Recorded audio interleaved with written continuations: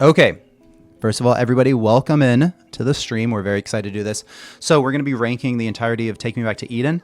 And how we're going to do it is we're going to listen to Chokehold first and then give our ranking. For the most part, what we do is if someone has, let's say we have a song, let's say Vore, for instance, like we have it 5, 6, 6, 8 or something.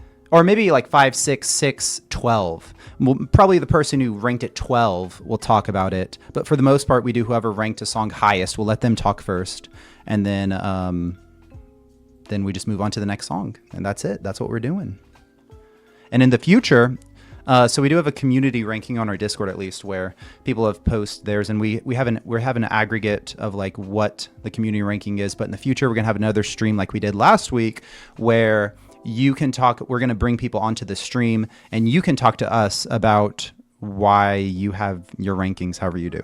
So that'll be fun. Look forward to that. But what do you guys think? Or should we start now? Should I switch over to Chokehold here and we start? I say so. We got 29 people in here. Yeah. Okay, let's do it. First song. Let's see how loud this is. Right. Okay. Let's all copy Chokehold. Yep. Wait, can you guys can hear? Okay, that's what you meant. Copy it. Does this mess up? No, it doesn't. Let's see. Copy. I need to bring up my notes. I'm gonna put it over here, over the stream a little bit. One sec. I have like 4 different windows up there. Wow. I know, same. Hey. I've got CMB's like here. two CMB, howdy. monitors, and they're both like split in half between. Yeah. What's Chokehold? It was. Okay, where should I put this? I don't know. Whatever. Okay. Are you guys ready to put them down? All right. Yep. Okay, let's do it. Okay, let's go, Mike. Mike and I have So ours in the you same place. two do rock, paper, scissors now. Oh, the best part of the song. Wait a sec. Mike, guess a number 1 through 3. So good. Okay. Just say it. Yes, say your number 1 to 3. 3. You got it right. You can talk first about it. Shoo. Okay. All right. I mean, I think the way he sings Blade is just like the best vocal run he's ever done, I think, maybe. Mhm. It's so fucking good. I don't know. That alone just like makes that song amazing. By itself. I was gonna say that real song could be quick. 1 second long. Yeah, I was gonna say the very first note I have is the fact that we get even more range out of Vessel, and then I come as a blade. You know. Yeah. I love that.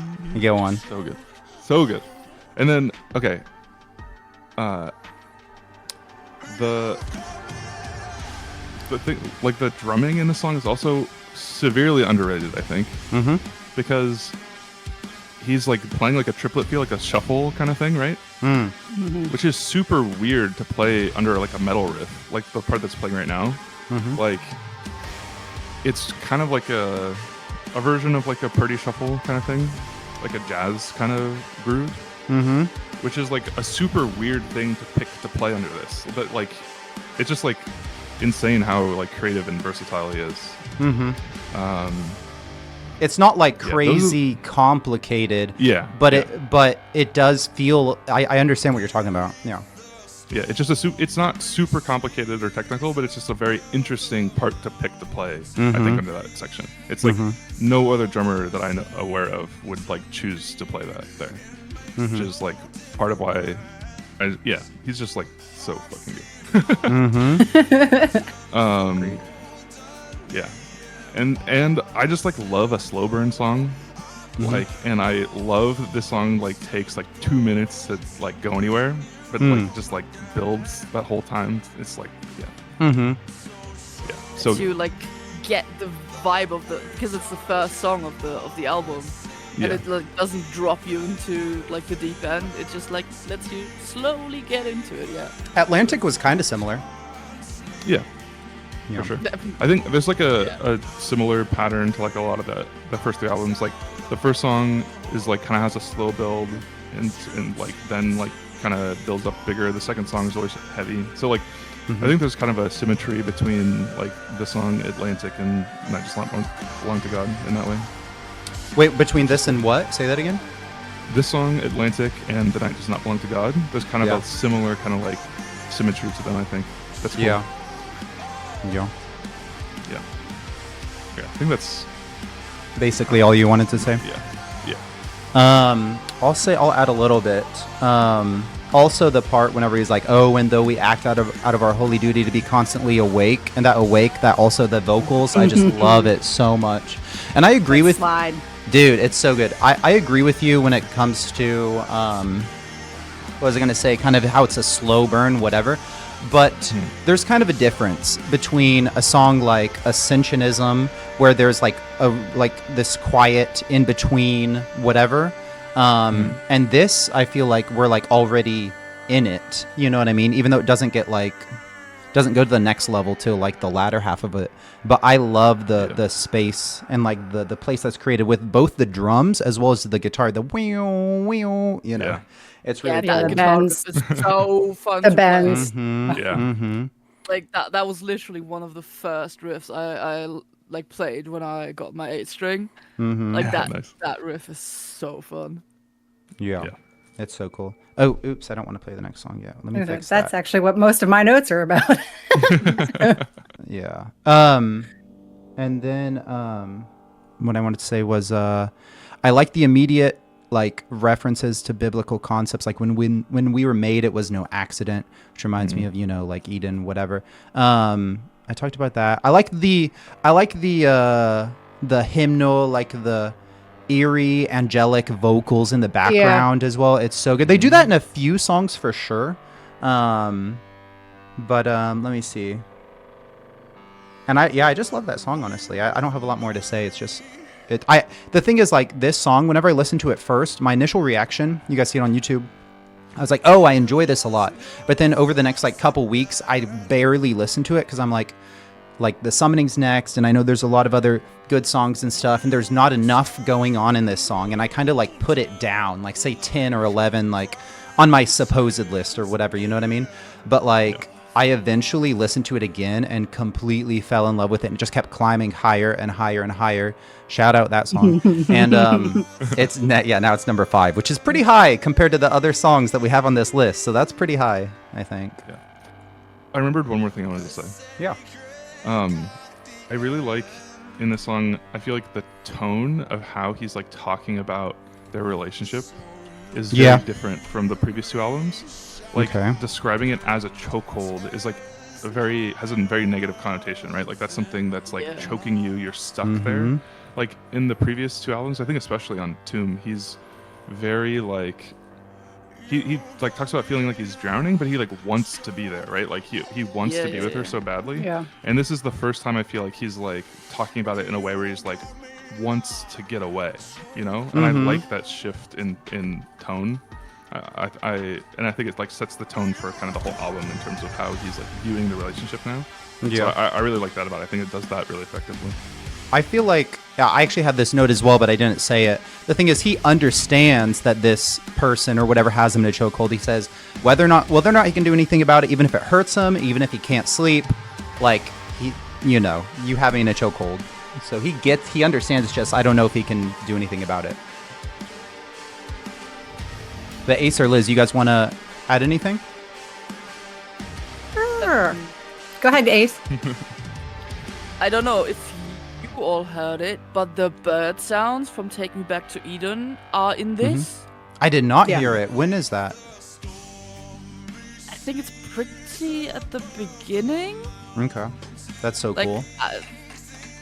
That's one thing that I have like noted down. Like, oh, we know this. Yeah. Yeah, the drums I've put down as a mix of metalcore and jazz drums. Mm-hmm. That's what Well came said. to my mind about that. Because it's not like standard metalcore drums, but it's also not standard jazz drums. It's something in the middle there.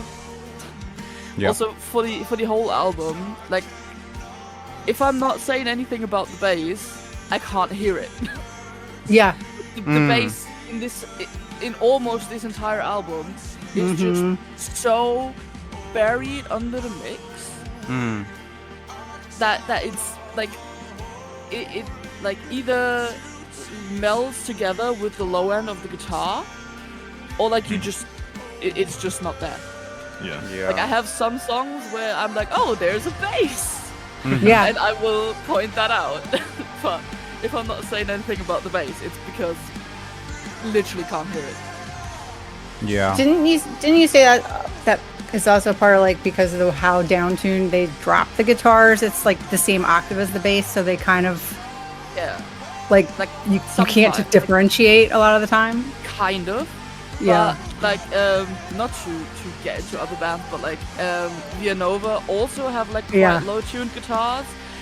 But they done a really good job mixing, so you can still hear the bass, and like you can differentiate. Oh, this is the bass and this is the guitar. Yeah. Which Sleep Token or Kyle Baum, for whatever reason, has not done. Yeah. Wait, Kyle who? Carl Baum. Bound. Yeah. Is he the Not Brown. He is producer? He's the producer for this album. yes. And Yeah. Eden. That's what I was It's no gonna longer ask. Lever. Arcadia. Yeah. Yeah. Yeah, for sure. No, I definitely noticed a difference in the production of it. Like some of the, and I've mentioned this to you guys before, I'm pretty sure, at least some of you, where it's like the guitars and the drums, they do not sound as crisp and clean as like Tomb, for instance, and even Sundowning. Yeah. And I was like, that kind of like put a bad taste in my mouth for like a long time, maybe up to like Vore or Ascensionism. I still had that stigma of like, can I even like this album as much as I like Tomb? But at some point it changed. At some point I'm like, wow, I love this album. This might be my favorite. So Yeah. I think, like, in general, I probably like George's production of like guitars and bass and drums better, but I think I like Carl's like vocal production better in general. I like them. I like them both. I like the sound. They sound very different, but I like them both. I want them to co-produce. Yeah. an album. Yes. Yeah. Yes. Yes. Okay. All I have to say is, I think I mentioned it in the, like when we were talking about our notes before we started streaming, how I kind of had to look up some terms to be like, what is it that I'm trying to say? Yeah. To me, this song has a very crunchy sound to it. I like the bending of the notes in the guitar riffs. I feel like there's like must be like some pitch shifting going on too. Like if they get like it's almost like a rumble that you can feel when you're listening to this, especially on something with a really good bass boost or like a sub. That part right now too, where you can hear the little piano in the back too, the little like that part is fucking fire. I love just how he will randomly throw little piano bits in here too. I don't know. This one's a fun one to sing. Like you can't listen to this and not just like, you got me in. I saw your TikTok. Yeah. Yeah, you did. Yeah, you did. Watch it every night before bed. I'm just kidding. Cool, kidding. I gotta go. In a wholesome way. Yeah, what? I know. Yeah. I love you. That was all I had. Yeah, this is just a nasty guitar tone. Yeah. Okay, do you guys want to move on to the next one? What do we think? Shy. I mean, anything else you guys want to say? Or should we move on? Okay. Also, if you're in the stream, if you could follow, I'd appreciate it. But it doesn't matter that much, honestly. What is that? Oh no, I thought I clicked something I shouldn't. Let me see. Where did I put the summoning? Probably 12? I'm just kidding. 32 in here. 32 people? Oh Well, my you do the- goodness. You do the music first. You do the music. Okay. Smart. Okay. All right. You guys ready? Yep. Yep. Okay, there we go. Put it down. Oh. Not that surprised by this ranking. Not surprised very much. Okay. Smash. Smash. Immediate smash, Julie. Totally. Okay. I'm gonna start off talking. So let me think here. I understand. I understand. Okay. Thanks, Jack. Shout out, Jack. That's hilarious. I understand why some people would have it low, especially if this was like the first song that you heard getting into Sleep Token, which that's what it was for a lot of people. I could see it getting overplayed and you just kind of get sick of it. It kind of gives like almost a little like Alkaline vibes. Not really. The reason it doesn't is because like, actually I'll just talk about my notes here. So first off, I really like the drums. They're super high level, like just very high level drums. And then I like the fact that there's next to no repeated drum sections. Like literally we do something like we have a section of this and then it changes and then it changes. I think there's one that gets repeated. And that just like, I enjoy that. I don't like whenever it's just like the same kind of section and then you just copy paste for the verse, second verse, chorus, whatever. And also I'm typically not a fan of screaming in any music. I do technically like Dance Gavin Dance, their screamer, but I'm not a fan of it, but I love it in this song. I think it's perfect. I think it's fantastic and not annoying or anything like that. It's just like moments, right? It's not like the whole song. Yeah, exactly. Like the part we just listened to on stream here, I thought that was perfect. You know, and then we got this little transition here where he goes a little quiet and then into the guitar solo. Yeah. What is it? I don't know if it's a bridge, some transition or something, but you've got knows. my body, flesh and bone. Yeah. That, oh The my whisper, gosh. And it's like the guitar obviously is like the front runner here, but like the drums in the background, ugh, they're good. They're good. They're really like good. another jazzy section, I feel like. A little bit. Yeah. A little bit. A bit of foreshadowing for the last part. Yeah. Yeah. It like gives me like jazz fusion kind of vibes, like Yes. Fusion. Wow. yeah, like Alan Holdsworth kind of deal. Yeah. Okay. The last part to me is more like funk. Yeah, Funk. Yeah. Which it's all good. I'm pretty sure this is like the second guitar solo that we have just from Sleep Token. Yeah. Listen, Telomeres. Yep. Shout out Telomeres. Very good song. And I love the super high notes, the won't you show me what it's like? What we just heard. That's in my notes. Into the screams, you know, it's just like absolute cinema. It's beautiful. Yeah, what I wrote down is that this song is Vestal using his whole arsenal of like vocal technique. He does cleans, he does uncleans, he does whispers and like chest voice, belts, like falsettos. He just throws it all out there in this song. I love it. Yeah, the screaming is perfect in this. I freaking Yeah. Okay, I have a few cons actually for this. For the most part, I do like pros and cons for each song, and I will say this like in between section, which like I've said this before, I still have not seen it live. I've not seen an offering of it. Okay. I've not seen anything. You guys on YouTube know this. I was about to talk about it. Yeah, and you can for sure, because I mean that's whatever. But I will definitely do like the Drumeo offering of it at some point, because I really, really want to see it and hear it. Because it's just like empty to me. I like it, I do like it, but it's like if I'm listening to this in the gym or something, and I want a little bit more upbeat, a little bit more whatever. So I usually skip it to the last part, which I really like the last part. Yeah. I love this part.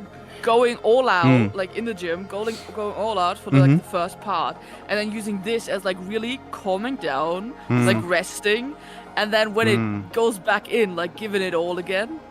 Yeah. So I feel this part is also kind of like, if I'm not in the gym, I kind of need that, like calm, like, because that's a con, I guess, I put down, is that it's just a lot, like it's everything all at once.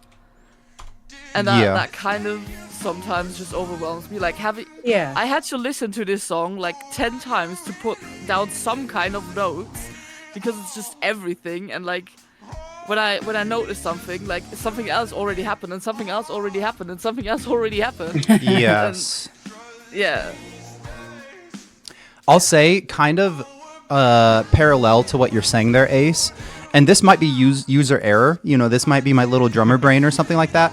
But I actually don't focus too much on the lyrics during the first portion of the song because it's like there's so much going on with the instruments and stuff that it's like I kind of forget what it even says or means.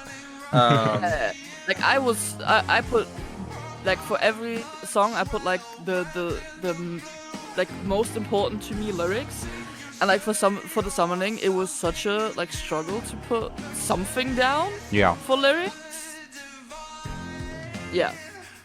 Yeah. I mean, I like it whenever I listen to it a little. It's like Take Me to the Other Side and stuff, and I forgot what else. But I like it. But like I said before, the instruments are just so overwhelming in a positive way that I just don't really focus on the lyrics. Yeah. Yeah. I agree, Lindsay. That's exactly how I am. I think I'm the opposite. seeing this song live changed, like, elevated it a lot for me. Because of the drum solo. You get me so excited. Go on. I don't usually even like drum solos that much, but it's like, he's so fucking good, man. It's just like, yeah. And it like really to me fills that section out, like, Yeah. It feels almost like they like intentionally like left this like big empty section in the song for him to just like go crazy live. And it's, oh really? Yeah. And like the way it leads into the end section too, it's like so sick. Like, oh really? Like the fill he does into the end section is like so good. And yeah, I don't know if I have anything else to say about that specifically, but I think like this probably would have been lower for me, but like because I also a lot of times like skip on the studio version, skip that kind of interlude section just like after I've heard it so many times. I'm like, okay, I just want to get to the end because the end part's so good. But like the live version specifically of the song like really elevates it for me. Yeah. I like what Ace said earlier about what they do. Like it's like a rest of whatever. I'm gonna start looking at it like that, Ace, in the gym. You know, maybe take a little extra long rest before like squatting or something, and that's great. Yeah. See, I don't know. I guess I might be the opposite. I really like that little ambient break. I don't know. Man, yeah. I liked a lot of like ambient instrumental types. Look, okay, I listened to Enya a long time ago. Okay, I like instrumental like ambient shit like that too. But I'm also probably in the minority because the back half of the song is not my favorite part. Like when it switches to that funk part, I'm like meh, whatever. I'm definitely so much more the first half girl. You're not a book talk girly? Honestly, I like the last part of the song just because you can hear the bass for once. Yes, that is the last part of the song that I love. I'm like, damn, this bass is funky. Like, I agree with you there. Yes, I love all of the last part. I think it's fantastic. I apologize if you can hear my husband cutting firewood. I'm about to go murder him because that's all I can hear right now in my head. I'm also. Tool is like my other favorite band. To me, this is like their most proggy song that they have, I think. I get Tool vibes from this song a lot. Yes, very much so. A little bit of Meshuggah too sometimes. There's Genty riffs are just freaking fire. I love Gent. Yeah. Yes. I love Gent. It's chuggy. It's like yep. That's so. It just hits something in you that you're like, I needed this today. Like you said, I love how high he gets in there. Those screams when he's like the other side. I have that shirt that I put up the other night that says I want to see the other side. I love that line. Those machine gun kicks into the scream where he's like, Yes, I love that part. I'm getting chills thinking about it, dude. I shake everything in my house playing that with my feet all the time. Yeah. But yeah, it's just that whole first half is just, you're like, oh my God, I want to punch something. Like, oh yeah, heck yeah. Fires you up. That's yeah. Ace, why do you have it so low? I don't know. I think it's overexposure. Like everyone just goes like, "Oh, the summoning, such like." Let's go. Overhyped it. Yeah. And I'm like, it's a good song, but like, there's better songs. I mean, there's so many good songs. There's 9 better songs at least. Yeah. You're not wrong. I obviously I have it extremely high. I have it in my number 2, which is quite high. Actually, whenever I listened to it first, I enjoyed it, like literally first listen. But I was getting further and further into the discography, and I noticed in the gym or wherever. Okay, second shot. I saw your thing, Mike. I was listening to other songs because I was like, I know the summoning is good. I'm just going to put it on the back burner and focus on these other songs. But then eventually I listened to it again. I'm like, you know what? I need to listen to this more. And I did. And it just kept climbing up my rankings and stuff like that. So, yeah. But I get what you're saying, Ace. Yeah, like I was there when it was released. Mm-hmm. And everyone literally jumped on this song, and I was like, okay, it's a good song, but like it's not like miles above like what other songs have been released. Yes. Yeah. And yeah, it just kind of, people just went on my nerves with that song. Yeah, I could see that. People really I can feel that. Yeah. Yeah. Yeah. I agree with you. I feel like for a handful of these songs, and we'll talk about them later because there's like maybe 1 or 2 specifically. They kind of exist for me. Not talking for you guys. They exist in a space kind of separate from other things. It's like, yeah, I have them in the ranking at like 7 or 9 or 4 or whatever, but it's like kind of, I feel like it's different than the other song. I'll just say one of the songs. Do you wish that, we'll talk about it, but Do You Wish That You Love Me? And maybe like Are You Really Okay? It's like hard to compare them to the rest of the discography because they're like drastically different. Or Aqua Regia maybe. But I'm not sure. I think there's so many like exceptions that it's almost like they belong there. Yeah. You mean yeah, no, I understand what you're saying. And also, sometimes they are like a reprieve. You know what I mean? Yeah. Also, welcome in to the chat, Marigold. Yeah, go on, Mike. I think, like, across all their albums, I love how Sleep Token kind of, like, paces their albums. Like, they always kind of, like, will do, like, a heavy song into a soft song kind of deal and, like, give you that kind of, like, roller coaster. Yeah. Yeah, I really understand the concept of space and letting it breathe. Yeah. Yeah.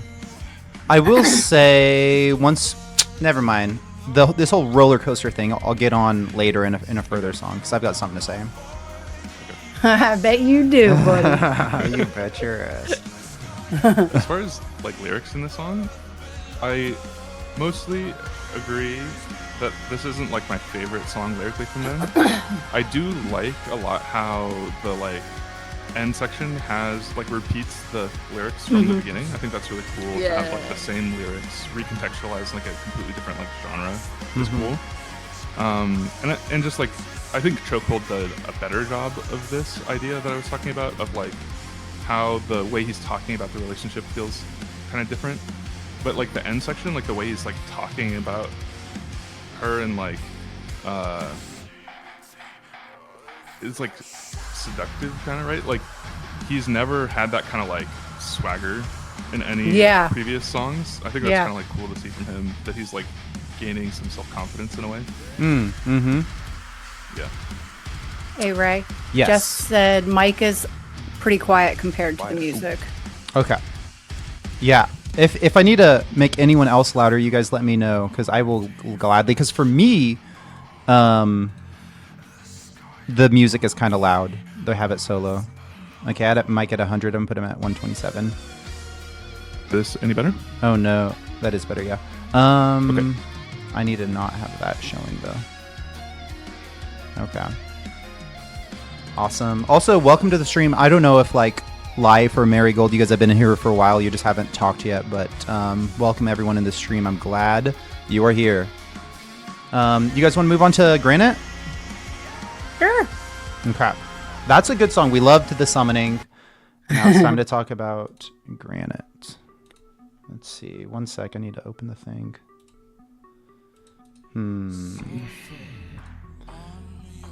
Okay, let me see. Where did I even put this song? Ruh-roh. Smash. Okay. I'm panicking Why? because I like almost would have changed this.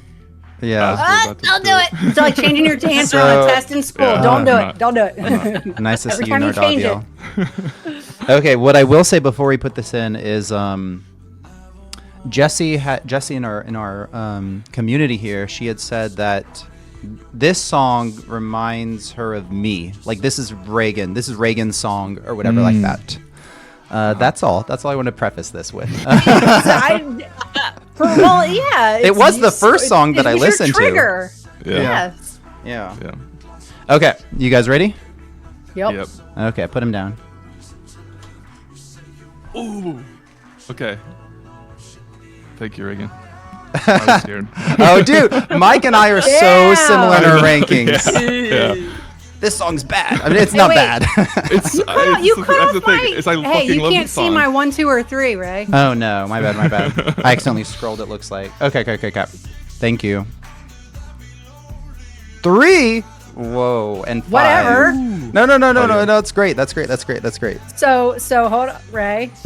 Tell me. When I yeah. told you, I wrote them down beforehand. You thought I was gonna be Yeah. that high too. Oh my goodness! Wow. That's one of them. I had 2. Okay.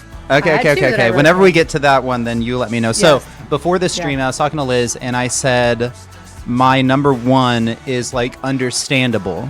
You know, I kind of know it's not Liz's, which I know, Liz, that'll spoil something, I guess, because you know what yours is. Everybody knows what mine is. Yeah. But I was like, I'm sure you'll guess mine, and apparently one of her guesses, she had 2 guesses, is Granite, and that is not correct. So That was. I really only threw that one in there because I was like, maybe because it's the first one you listened to, Yeah. but I don't think that Yeah. was it. My Yeah. other one was my real one. yeah.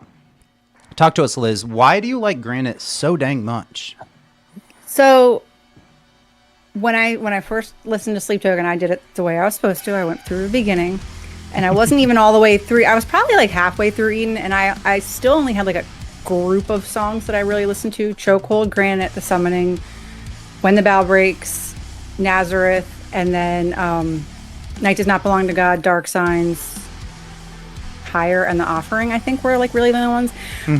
This one's kind of up there with Dark Signs for me, in that it's like Wow. a dark pop trap ish. Like Yeah. I think of the songs they do in that dark poppy vibe, I think this and Dark Signs are the 2 best that they do. It's catchy as hell. I love the snaps.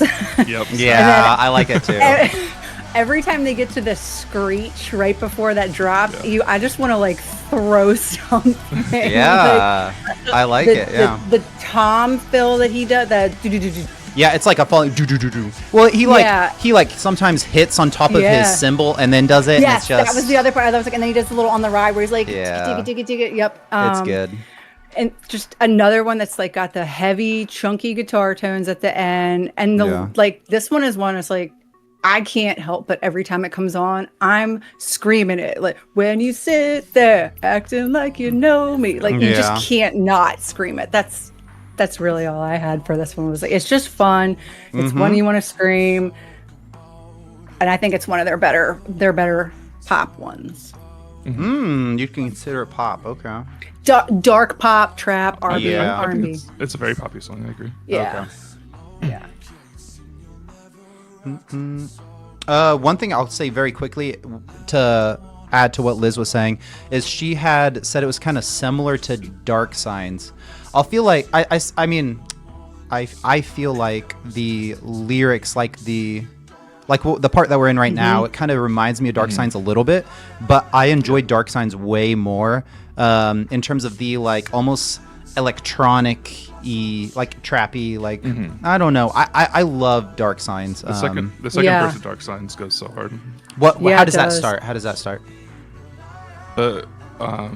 And if like you when saw the like, marks trap on my hi-hats come in the second verse. Yeah.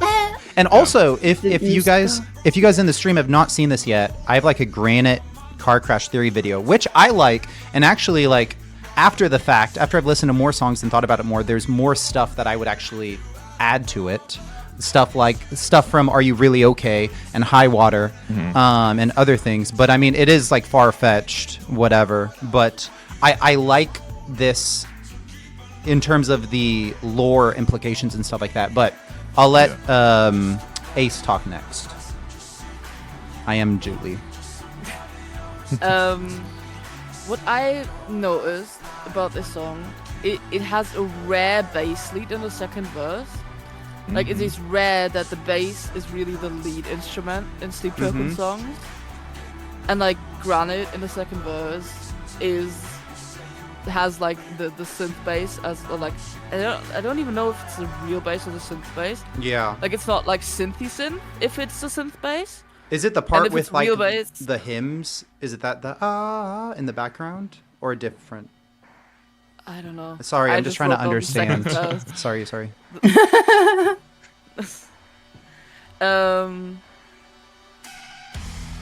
No, it's the second verse. Like,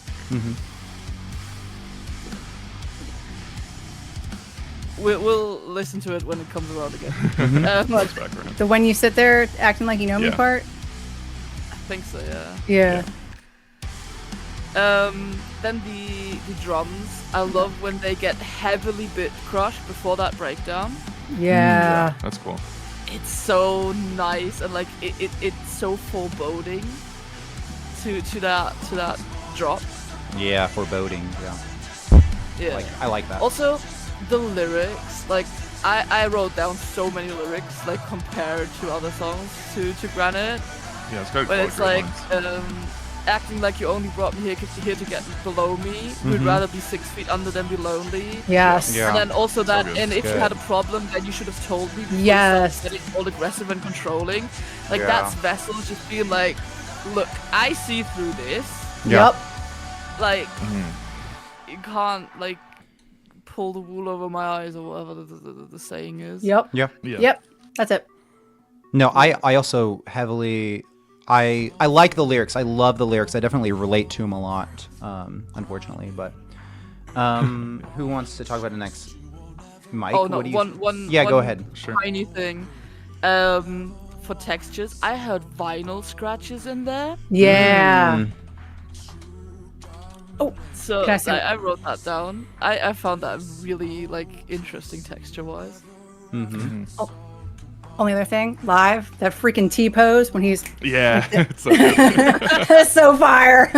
Yeah, in the spotlight. Wait, what are you talking Yeah. So When during he the does it breakdown- live, yeah, when it does snap. that like snap where everything like goes quiet except for the snap, all the lights go off except the spotlight, and he does a T pose right Let's at go. the end of That's so the good. catwalk. Yeah. Yep. Yeah. Have we talked about the drum fill in the breakdown too? Yeah, I think we did. I mean, It's I so kind of did. good. Yeah, you did. Yeah, I think like this album, I had such a hard time doing my ranking because like putting this song at 11 felt insane because it's so good. But like something has to be 11th. Yeah. So like I don't know. It's just like Yeah. I don't even think I like have anything negative to say about it. It's just like there are 10 songs I like better, I guess. And yeah, it's really good. I think probably one of my, I don't know if one of my favorite lyrics, but I love the lyrics in the song. Yeah. Everything, all the ones Ace called out, I love. The lyrics in the chorus too, I think are great. Yeah. And I've always kind of viewed the car crash stuff as kind of more of a metaphor for just like how their relationship is like, you know, a disaster basically. I think But, that's probably the correct interpretation. But I think it's interesting, like that. Obviously, I think music's open to interpretation. Like, I don't think there's a wrong way to interpret things. There's like probably a way that Vessel intended it, but like that doesn't mean other ways of looking at it are wrong or whatever, I think. Yeah. I mean, I don't have too much to say. I agree. Like, the thing that's crazy is like, yeah, even though I have it 11 and Liz has it 3, like I agree with everything Liz said. Like, so it's not like I completely disagree. It's just like, yeah, there's so many good songs on this album. Yeah. Yeah, I completely agree with you.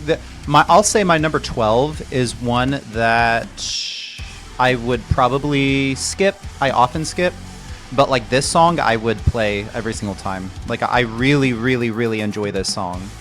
I had put some notes for it. I had said for this one the story implications are massive. Maybe, okay? The thing is, like, I've told you guys this, and you guys have seen my videos. I mean, a handful of you. Where I say I am probably incorrect about this thing. Like, if I was gonna bet money, I would bet on your idea, or like the perceived whatever meaning of this, like the "Are you really okay" thing and whatever. But it's fun to follow little trails. You know what I mean? It's really fun. I love it so much. So yeah, let me see. Yeah, like I said, I really like the atmosphere. I had a couple cons. Not as many instruments in it. Two singers. 2 singers. That's weird. Two fucking vocalists. I never cussed in my video, but yes, I was thinking it. I'm just kidding. Yeah, but that's all. I really don't have anything else to say. I think you guys had some really good points. Some that like actually will make me enjoy this song even more, I feel like. So that's good. Also, are you guys doing good? Do we need to take any like bio break or anything? Like, we're good? I'm good for now. Okay, just making sure. Probably should at some point, but yeah. Okay. Are you guys ready to move? And then we take a quick break. Yeah, that's a great idea, Ace. Okay, here we go. Next song. Let's see. Let's bring up the stuff. Aqua Regia. Huh. Interesting. Okay, are you guys ready? Put up the song. Yep. Put up the song. Yes. Thank you. What would I do without my friend Ace? Oof. Okay. 3, 2, 1. Let's see. Okay, we got varied results here. I think we're quite far to get like close together. Pretty close. Yeah. Chokehold was closer. I guess Liz and I are varied. I guess I looked at Liz's next to mine. Hey, be happy. This used to be my skip. Really? That's just so wild. Yeah, this used to be my skip. Yeah. My only skip. Live made me feel big emotions. Oh, that's cool, Eve. Yeah, I know this song is pretty, for the most part, in terms of like on my YouTube video, it's felt pretty divisive, you know? Polarizing. Like, I know one person in our community, Dom, has this, like 11 or 12. Like, she really does not like this song. I love it. Actually, whenever I was talking to Liz, and I was like looking at because the past couple days I've been doing the notes, but like literally right before stream, I'm like, wait a second. I was moving around a couple. I had this at number 2 for like a minute or two. Like I love this song. I think it's amazing. I think it's so good. I had a couple. Better what? Even better when he eats. It's even better when he eats confetti off the floor. Oh really? Yeah. No, I saw that. More spice. They're always getting sick. So I'm gonna say a couple of my notes, but you guys interrupt me if you want to. But I like these like primal animalistic themes that we see here. We see them later in the album, and I really like that about this album. I like the synth and the piano sound that we have going on, mixed with Vessel's sensual, sometimes cocky tone. It's like, it's so good. And what did I say? There's not been a single time that I have sung this with so much joy and emotion. Literally, yeah. I'm just like in my car, like smiling and just like singing. It's just so catchy and so it's different than other songs. Obviously, like there's not guitar and I guess there's drums, but in the sense of like guitar. oh there wait scales. yeah And the bridge. yeah but it's like it's so clean sounding. It sounds so Very refined. very refined, yeah. And it's like it does kind of It's just a jazz song. Yeah, it's like a jazz jazzy song, nightclub, jazz nightclub. But Yeah. also, I listen to this everywhere. Whatever that means, I listen to it everywhere, okay? And it's like, yeah, it's just so incredibly good. Let me see what else I have to say here. Oh, this part that we're on right now, this like the piano solo that goes into the done dancing to alarm bells, blah, blah, blah.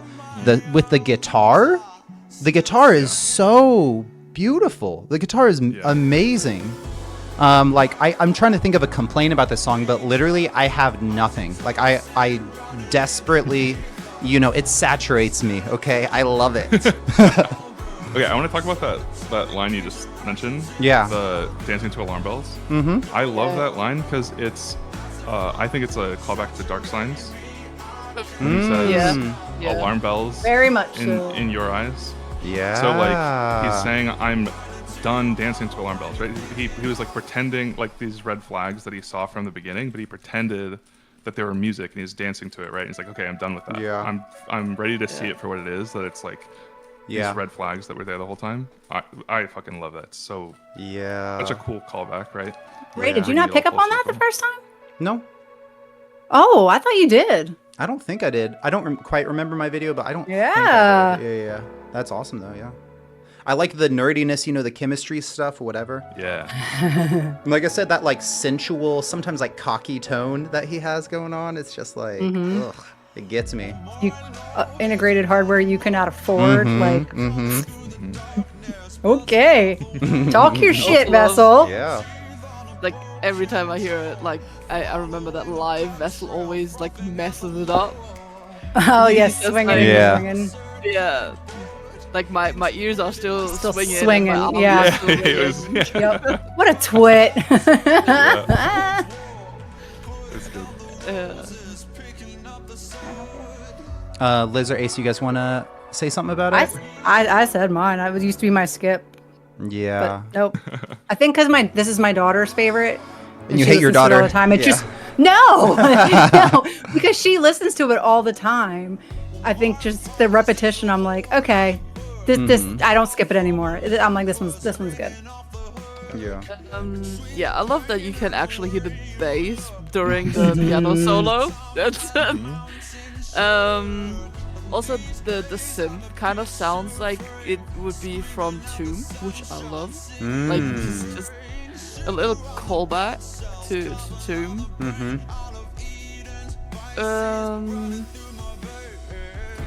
Yeah, the piano, like, did we have a piano solo in a like previous Sleep Token I song? think this is the No. only Not song. really. No. Yeah. So that kind of like gets me. Yeah. Just piano solo. Yeah. I'm so surprised that it didn't happen earlier, since like piano is Vessel's main instrument, obviously. Yeah. I was like, how did he not put like a solo in there Ace, like earlier? you play a little piano, right? Yeah. Is like this piano, it doesn't seem crazy difficult to me. It's not that difficult, is it? The scales are a little difficult. Really? I mean, the part after thing this part's not that about good. Vessels- This part, the scales. This part. Yeah. Is, Okay. Yeah. Yeah. I mean, it's not the most difficult. The thing with Vessel playing guitar, piano generally, is that if you don't have big hands, it is basically impossible to play. Yeah. Like Vessel just does these chords where you need like 3 hands basically to play that one chord, and then plays like some melody at the same time. And you're like, bro, no one Doesn't can he play use- that. Because doesn't he use like a lot of 7th chord instead of 5th? Yeah, he looks like he uses a lot of like generally like non-standard chords. Yeah. It's like the 7th chord is like the 7th A basic chord is like a 1, 3, and 5. Yeah, and the 5, yeah. And then if you have a 7th chord, you just add the 7th. And if you Yeah. have a 9th chord, it's like you add the 7th and the 9th. Yeah. And he just adds a lot of other non-typical Extensions and stuff. notes. Yeah. I see. But just generally he does that. But I think because Aqua Regia is such a jazz song, like it's just like he does it more. He does it even more here. Like the chords are crazy. My cam died once. Yeah, the chords in the chorus are insane. They're so good. Yeah. That's probably my Also- favorite part about this song. I'm kind of like curious why they put effects on the piano, because there are clearly like some like effects they put on it. But it is not like typical for jazz to have a piano with effects on it. Yeah. Like it's not bad that they put it. I just want to know why. Yeah. What was the thought? Yeah. Yeah, I think like the song is an interesting mix between like kind of poppy sounds and jazz, right? Like Yeah. the synth sounds. Like this and, part like, right now. Yeah, this part, like the synth and the drums are like very pop, and like the vocal melody too. But then like this section feels very jazzy, right? So it's like it's an interesting kind of back and forth. It's like an interesting blend of sounds that you don't hear very often. Just really cool. And yeah. Sorry, I didn't mean to interrupt you. No, I was done. Okay, cool. I think, yeah, I missed you said it in chat, but someone said like about Googling what Aqua Regia means, and I 100% had to do that. But I think a cool connection between this song and Chokehold. So like, yeah, Aqua Regia is like acid that can dissolve gold. And in Chokehold, there's the line that says, I'll turn my walls to gold to bring you home again. Yep. Which I feel like is kind of a connection. Like if he's saying like she is like Aqua Regia, she can like melt, she can dissolve gold. And then he's saying I'll build my walls out of gold. He's like building his walls out of something that she can like break through, she can like get through. I think it's an interesting like But idea. is he saying that she is Aqua Regia? Maybe. That's like, how I always Aqua interpreted it. Was like that used she's to- caustic. She's like acidic and caustic. Was my I like that. Used to be like used to verify that something is actually gold. Yeah. So when like someone brought like gold and was like, okay, here is gold, I will trade gold for whatever, they Right. had like Aqua Regia to like drop a bit of on the gold to verify that it is actually gold. So Yeah. I always took it as like vessel using Aqua Regia in some way to verify that sleep is actually gold. Interesting. Yeah, that makes sense to me. Yeah, Well, the way I I- always took it was like Aqua Regia is basically like hydrochloric acid and something else, basically. So my interpretation was always like that he's saying she is like just acidic, which to me feels like a callback to alkaline, where he's saying she's not acid nor alkaline. Yeah. Because I think he's kind of deluding himself in that song, saying like Yeah, definitely. like denying that she's like so bad for him. Because he's saying like, you know, is she like hellborn or heaven sent? It's like, okay, we know the actual answer is that she's like hellborn probably, right? But like he's like, but also she's amazing, right? Like, so to me it was kind of like this song is him kind of admitting like, okay, I can admit it, she is like acidic and like that kind of idea. Yeah. That's fair. Yeah. And yeah, the piano solo, so good. And Yeah, it is. the chords in the chorus, insane. Are you guys ready to move on? Yep. Okay. We're up to 33 people. 33 people still here? Wow. I thought people would have left by now. This is crazy. Aha. That's awesome. Maybe because you're not talking as much. I did talk a lot in the beginning of Aqua Regia. I'll say that. Okay, so I'll change the song to Vore. Okay. Here we go. I'm curious, is Dom still in the... We don't know. The stream, I haven't seen her in a bit. I'm watching your right. Yeah, Dom's here. Oh, no. Oh, no. Oh, Ray about to piss people off. I'm about to... We'll see. Okay. Maybe About I to get love banned it. from your own Discord? Okay, you guys ready to put it down? Yeah. Yep. Okay, put it down now.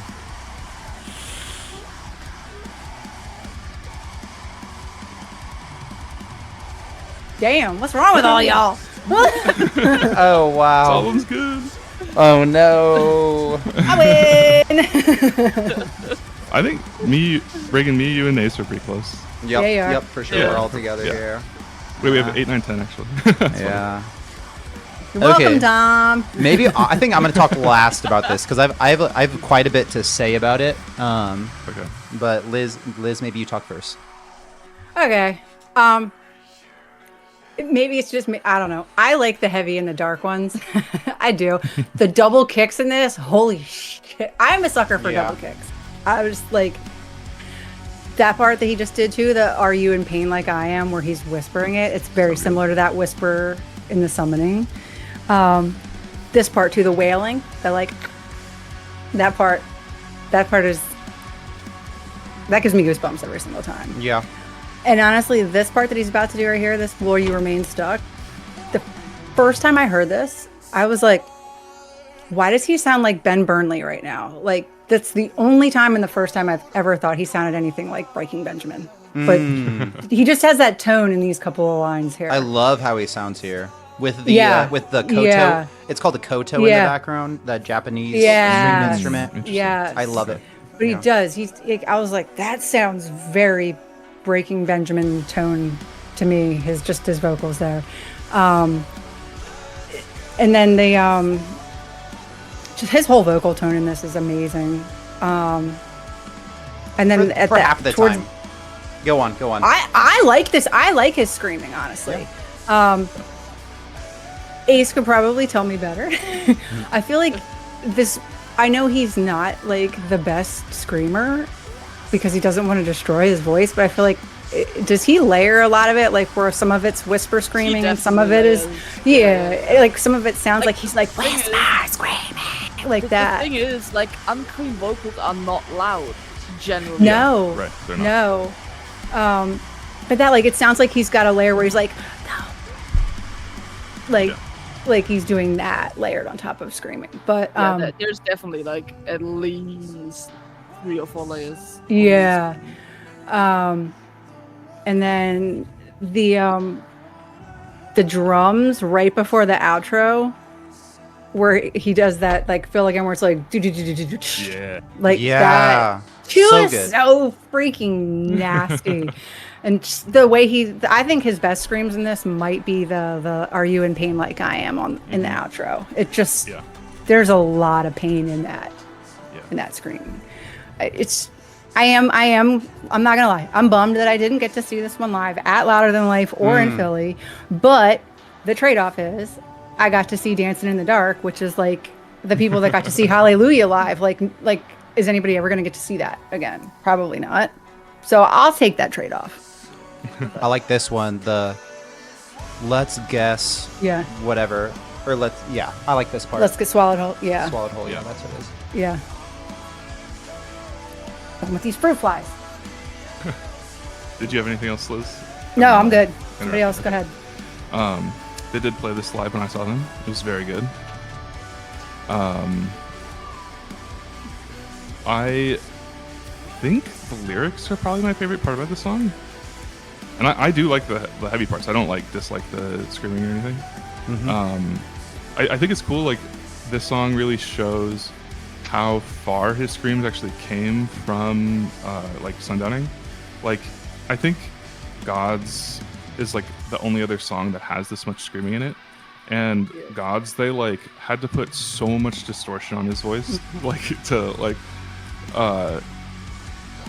and like, even though mix-wise, the song, the like screams are mixed very low, you can still hear that. Like, I think he sounds a lot better.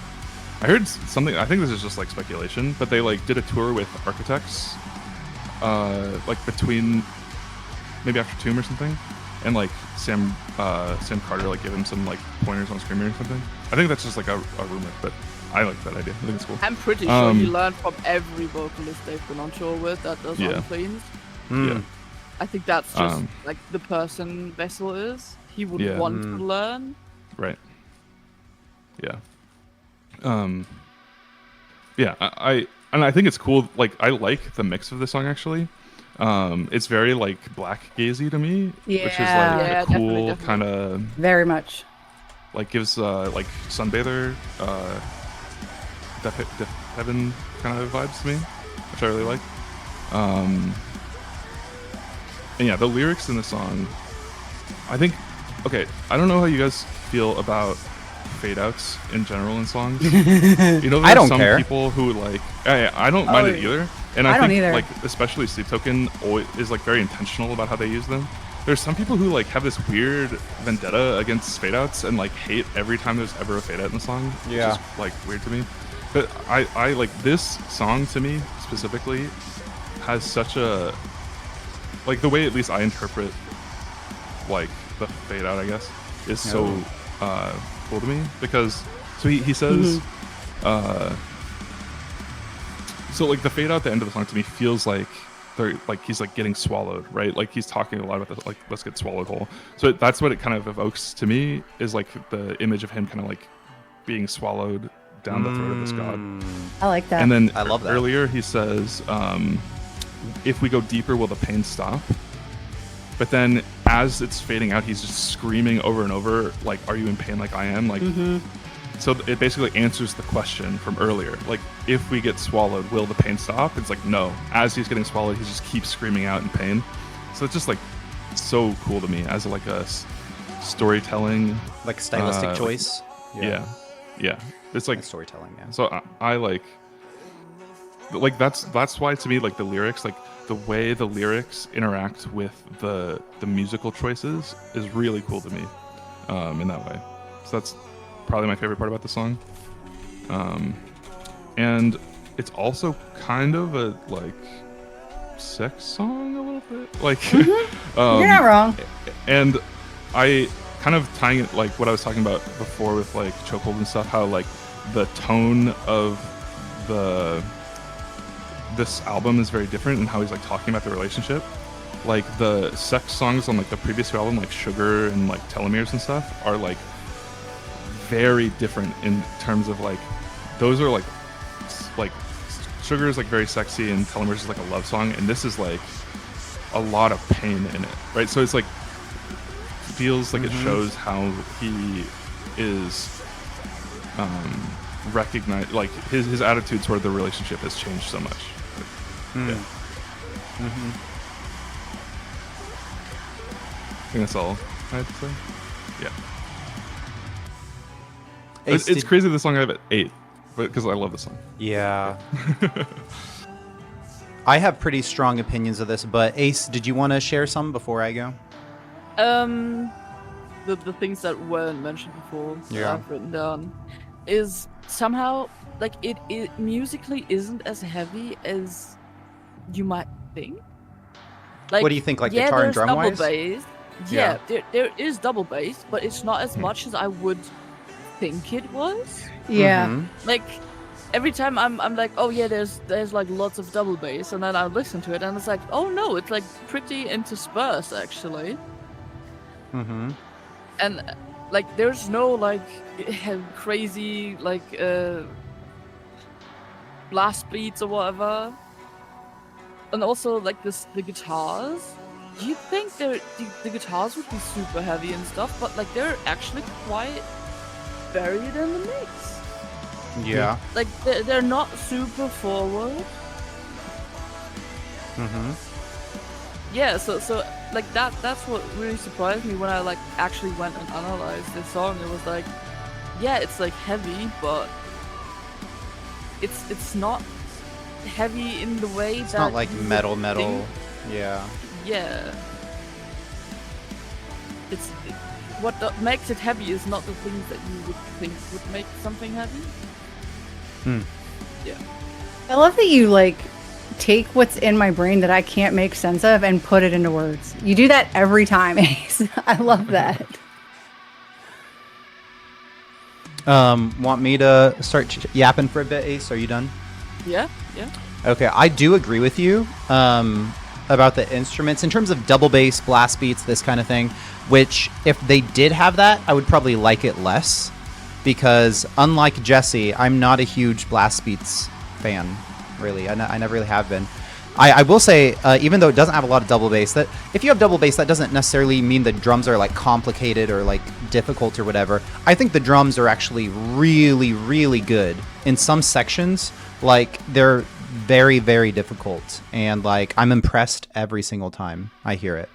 And like I said before, I love this koto. Either it's a real one or like a synth version. Amazing. I wish we got more of that. And like Crow was saying, he likes the shamisen as well, which is another like Japanese stringed instrument. I'd love to hear that in some songs. Let me see. That echoing and reverberation is there's always something in the way. I want to have you for myself. With like, it was after the initial screaming part, I'm pretty sure. I love that. And I said here, this is an instance where harsh vocals truly do not do it for me. So here's the thing.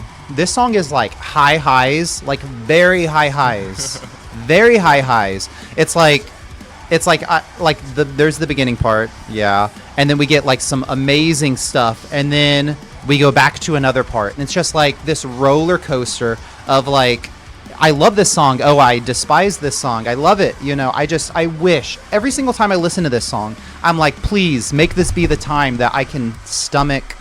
No pun intended, these harsh vocals, but I really don't like it. I really, really, really don't like it, sadly. But like everything else in the song is like peak, like top tier. So that's why it's a shame. That's why it's like, you know. You want to like it. I want to like it so bad. I love so many parts of it. Like the drums are amazing. The vocals, the other vocals are amazing. Whatever.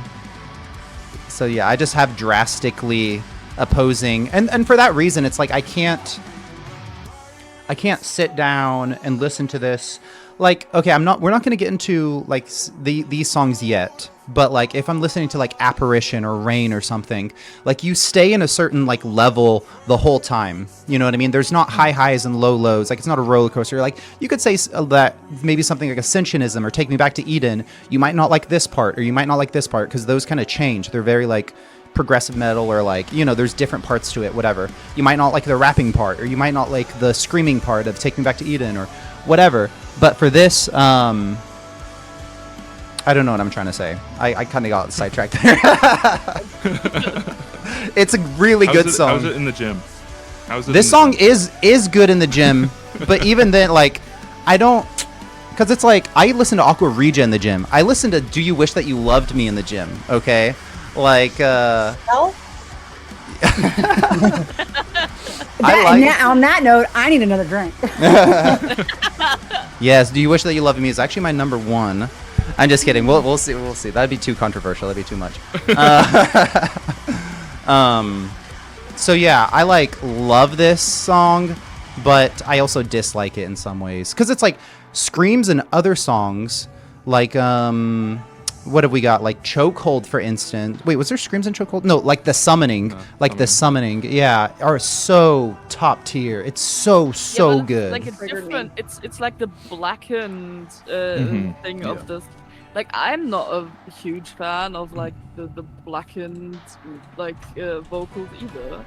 Yeah. Yeah. So that's kind of why it's like towards the lower side. But like there's still so much about the song. There's so much what? It's fair. Like there's so much about this song that like doesn't put it at the very bottom. Yeah. Ray got me drinking straight out the bottle now. Yeah. Once we do our little break, I might, grab a little something. But like I said before, like there's so much very, very, very like top, like extremely good things about this song. So that's why it pains me to put it so low. But yeah, that's all I have to say about that. I think it's fair. Like, there's so much about Sleep Token like covers so much ground like sonically that I feel like there's bound to be songs that just like don't click with you. You know what I mean? Yeah. It's just a sound. You know, those like fry screams or whatever. It's just like that is just not it for me, sadly. Yeah. Yeah, I get it. I want it to be. I do. When I said you triggered me, it was that when you said you listened to like you wish that you loved me at the gym. I was like, what the? Do I what? What? When you listened to Do You Wish That You Loved Me at the Gym, I was like, wait, what? Dude, that song's a bop. That song's a bop. Yeah. It is a bop. That is a bop. It is a bop. It is a definition of a bop. Yeah. I was like, I need more alcohol for that. That makes sense. But okay. Yeah. Okay, you guys are ready to move on to the next one? Sure. Yep. Does anybody Okay. need a break? I We're figure. doing Ascensionism. No, one and more. then Oh, that's we're right. doing Okay. I say we do. Right. Ascensionism Okay. is a long one though, a big one. I'm sure we'll have a lot to say. Okay, I'll change Another one it. that's you're gonna trigger some people. I have a feeling, or some people are gonna. Maybe. see. I know people love this song. Okay, you guys ready? Wait, I'm Yeah. not ready. What do I even have this at? One sec. I also need people to know that 4 through 8 are basically interchangeable. Yeah. Okay, so Yeah. that's the thing. Like literally, Yeah. like maybe 3 through 10 or so. You know what I mean? Like a big chunk are so interchangeable. It's Yeah. really hard. I always have my pairs. Like 1 and 2 are pretty interchangeable. 3 and 4 go Yeah. back and forth, and like 11 and 12 end up wherever. Like I always have these pairs that just flip flop basically. Yeah, for sure. I'd say my 1 is like pretty definite, but that's about it. 1 and 12 are Okay, I you don't guys even ready? know why I should just put my 1 up now. Everybody knows it, but yeah, go. Okay, let's do it. Put it down. Okay. Wow, 3 of us are very similar. Mike has it really low.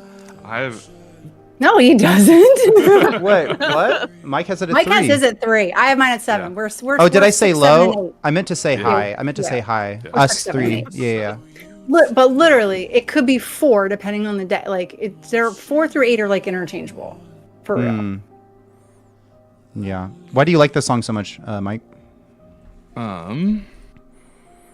Okay, I think this is probably my favorite like hip hop / R&B section in any Sleep Token song. Like it's very stripped back in a way. It's like just got like the drums, a little bit of synth bass, and like the background vocals providing a lot of the like harmony stuff, which I think is really cool. The flow's insane. The lyrics in this section are sick. The what? The what? The lyrics in this section are so good. So many cool lines. Okay, I have a bone to pick. Like every single like place you can look up the lyrics for this song anywhere online are wrong. Like every single one. Like I don't think I've seen one where like every lyric is correct, and it drives me crazy. But anyway, like there's that. I don't know if there's like this one lyric video that everyone watches that like has like so many wrong lyrics. It drives me crazy. That vocal run on "Make It Real," insane. It just did. So good. Yeah.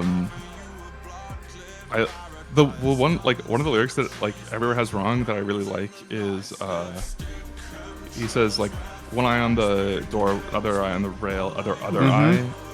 Like that's such a cool way I think to like say like third eye, but like so many lyrics have that they don't say other eye, which is what he's saying. Yeah. I think like just like the way the song like moves through so many different sections is really cool. It like I think Diamonds in the Trees, Pentagrams in the Night Sky feels like another callback to Dark Signs to me. Like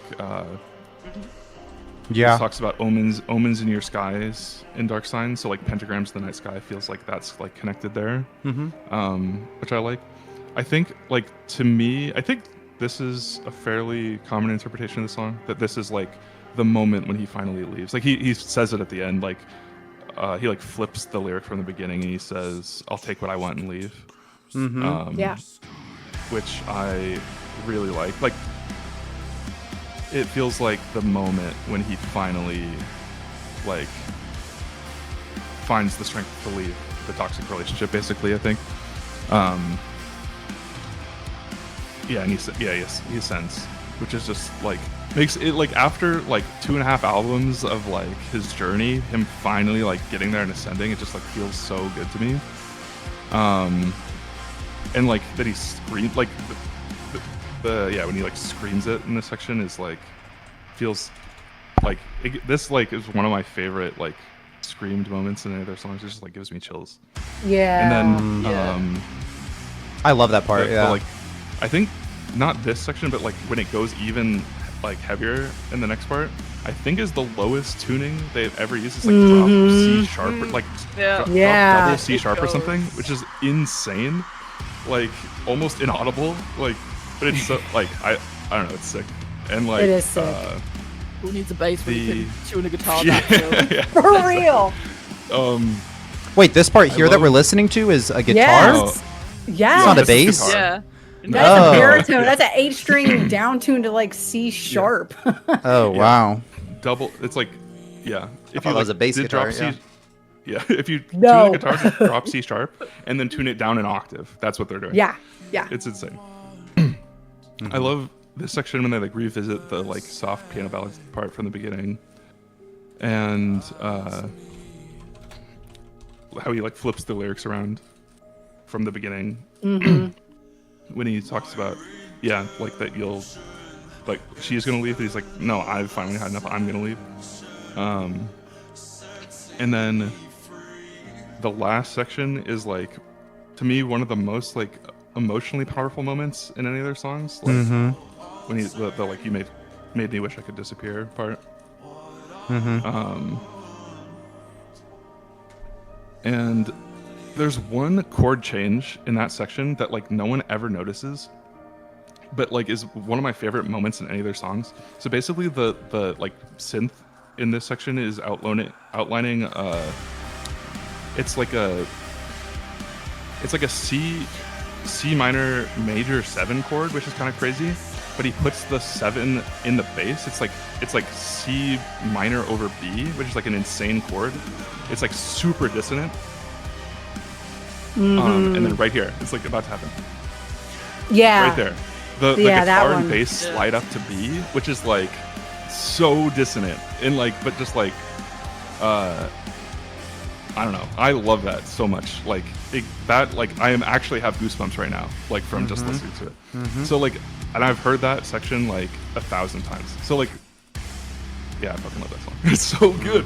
And how long is that song? 7 minutes? I think I just talked about that song for the Something entire like runtime. So. Yeah. But see, you love it. Yeah, it's really fucking good. Okay, that's it.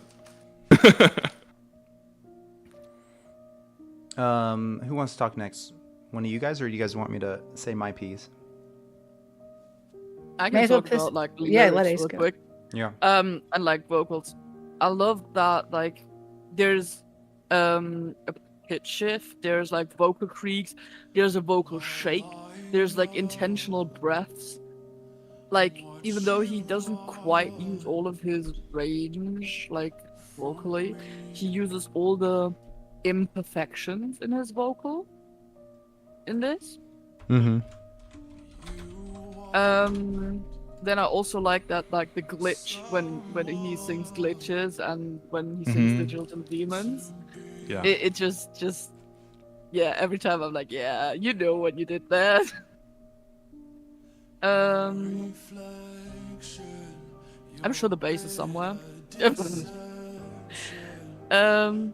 Yeah, I think everything else Michael reset. Liz, do you want to say anything before I go? Sure. Look, everyone's like, oh man, I can't believe you did Ascensionism dirty. Like, I can't do a 5-way tie. That's a cop out. But Smash. Yes. Well, she said this isn't a smash, but it's not a pash. So I said like a schmapsh. She said it's a smush, but whatever. Honestly, this is the first one I learned on the piano because I do this piano to me is very haunting. Let me read my note. I can't read my handwriting. Okay. I love this rap. This rap part. I rap this so loud every single time. And I love that he's using internals in here when he does the tell me you met me in past lives, past life, past what. That's so freaking It's a bit fire. of a tongue twister. It's good though. It is, but he does it so well. And honestly, the part I think I like the most about the rap part is a lot of times his accent doesn't come out, but when he says mapped onto your fantasy and turn me into your mannequin, like all that is so accent heavy. I'm like, oh, I love it. The way that beat drops, like there's a little bit of that syncopation when he says like the rose gold chains, like that part's so good. And then obviously the China hits when he's just like slamming on the China in the drum breakdown. And we love it when he uses that. Yes. And I don't care where I am. If I'm at work, if I'm in my living room, if I'm in the car, when he says that you're going to watch me ascend, that's getting screamed every single time. And even that, just the scream that doesn't have any lyrics to it, when he's just like, yeah, at the end, right before the you make me wish I could disappear. Yeah. He's you can tell from the EPs to now, it's not just the production. His vocals have gotten so much stronger, and he's learned how to do a lot more with his vocals, and it's very emotionally, and it invokes a lot of things in you when you hear them. So that's all right. So don't come at me, guys. I love this song. I will never ever skip this song ever. But I had to put it somewhere. Yeah, I had it one lower than yours. I agree with those vocals, and like you said, how far he's come. I feel like I've said this in like 2 or 3 videos of mine where it's like he and also like the group holistically, they have like tools in their tool bag, and it seems like he just keeps adding stuff to it, and then but eventually, I mean, he does use stuff that he already has, but like he just keeps adding. Like he's got so many things that he can do, and it's like I didn't realize how much I could enjoy vocals. Like I've always been been focused on drums and guitars. Not that I know like a ton about either of them, but like this band this singer has made me fall in love with what a vocalist can do. You know. But I have a lot to say. I'm gonna try to zoom through it and try to skip things that we've already talked about. Okay, so the beginning, while it's definitely like heavy and mood setting and stuff like that, is pretty long. I do not like how long it takes for us to get into the next part of the song.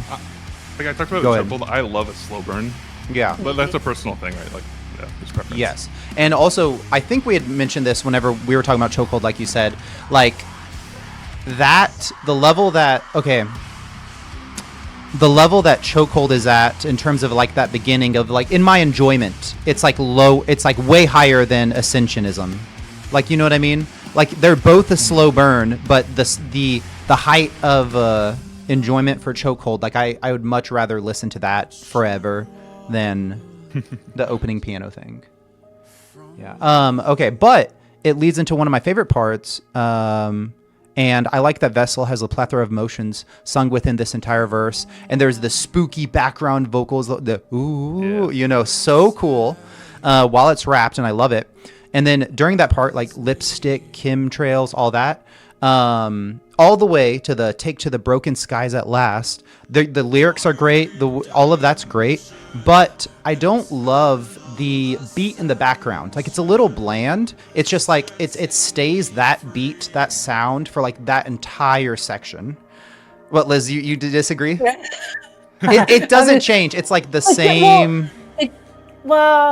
It does for the most part, but then he does that like that little stop, and then he like right before it goes into that rose gold chain, like that. I do. Maybe that's why it stands out to me so much, because you're right. Maybe it is kind of. I love the lyrics. I love the lyrics. I just I'm not about the sound a ton, or at least for like the length that we get that. I wish it changed a little bit or something, because the lyrics kind of changed, or I don't know. Let me see. I said another long transition with the diamonds in the trees, pentagrams in the night sky, and which again, it's very mood setting, very like atmospheric, but to me, it's very long. It seems to drag a bit, but it leads into another one of my favorite parts, which is the drop of the guitar and drums. Was so good. The guitar and drums are amazing there, and then you're gonna watch me ascend. Like that part is obviously one of the best. Let me think. Another con is. Okay, this is going to be controversial, what I'm about to say. So the line when he says, I know what you want from me. You want the same as me. That seems lame. That seems boring. That's like... I knew it, Liz. Okay. Everyone leaves the stream fast. It's like, he's so... You can see the DMs right now, Look, dude. can we rhyme it? Can we rhyme me with something other than me? Like, why? Like, you know, I'm sure... Like, look, I'm gonna be fair. Until you pointed that out, I didn't even notice that. Yeah, because it's like he's so he creative. Did it in a way that I didn't even notice that until you pointed out. Thanks for ruining it for me. Yeah, it's just like he's so incredibly creative. In this song alone, it's like crazy, as well as everything. It's so good. But then he rhymed me with me, and it's just boring. Okay. It's just for me. Yes. When I'm listening to that section, I'm not hearing the like line from before. I'm hearing the line from like the beginning of the song. So to me, it's like he's rhyming me with B. Yes. Okay. That what we just heard in the beginning. Yeah. Yeah, because at the beginning he says, "I know what you want. You want someone to be," and so then he's saying, "I know what you want. You want the same as me." So it's like that to me is the rhyme is like playing off of the section from the beginning. Okay. It's just 6.5 minutes later, but I no, Unironically, but I get it. No, yeah. No, but the thing is, like, I'm not surprised if that was like intentional. I wouldn't be surprised at all, because that's the level that Vessel is at. But like I've said before, you know, my little simple drummer brain, like I didn't pick that up what Mike just said, you know. Okay, that's cool though. Let me see if there's something else. Let me see another pro. I like the, well, I think that's what we just heard. My Redemption, Eternal Ascension, Setting Me Free, with the layered vocals. Very good. It feels very like Take Me Back to Eden. Like it's like Take Me Back to Eden light version. It's like he has an idea of this, like a section and then a transition and then a section, whatever. Can't steal my term.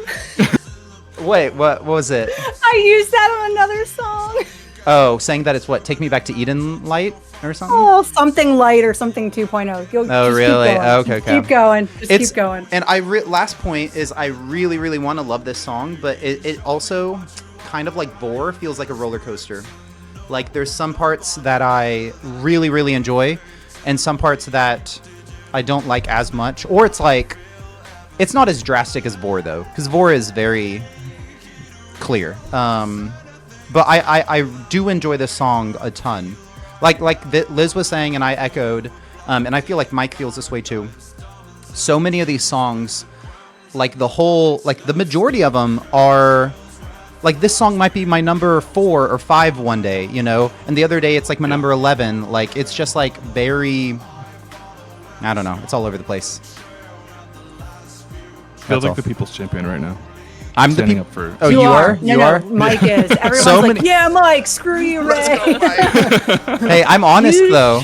I knew I would catch flack for this and Ascensionism. I know. I'm going to catch a lot of flack in a little bit. Don't worry. Vore. Yeah.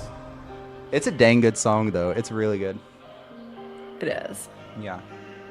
Okay, guys, we're gonna take like a 2-3 minute break. I need to go to the restroom. And They're all going to light their pitchforks. I'm gonna, yeah. You guys are gonna just stew in your emotions right now towards Reagan. Yeah. And I'm gonna grab like some electrolytes or something. Be right back. I can't even count how many DMs I have right now that are all like pissed off gifs, whatever. Wait, with me? Pissed off with me? Yes. No, Oh yeah. my goodness, guys.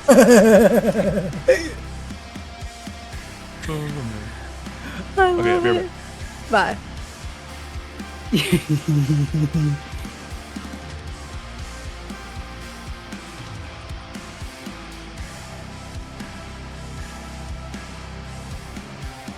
Sorry, guys, my screen got real blurry.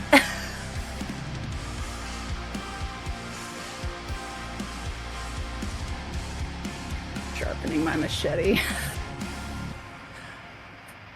I'm great, Jack. I'm fluffed up.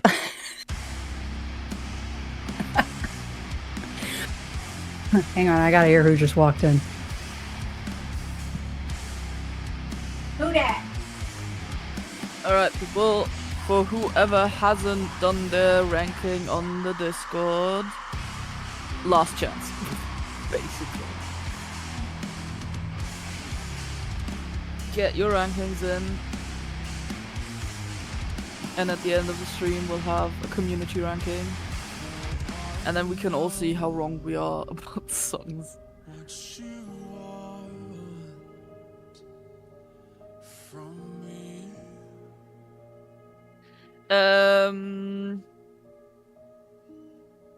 I am Hold up, I found a guest. Come here. gonna come here. whisper. Nadaviel, I'm gonna send you an Here, invite. sit for a second. Okay. You smell like a campfire.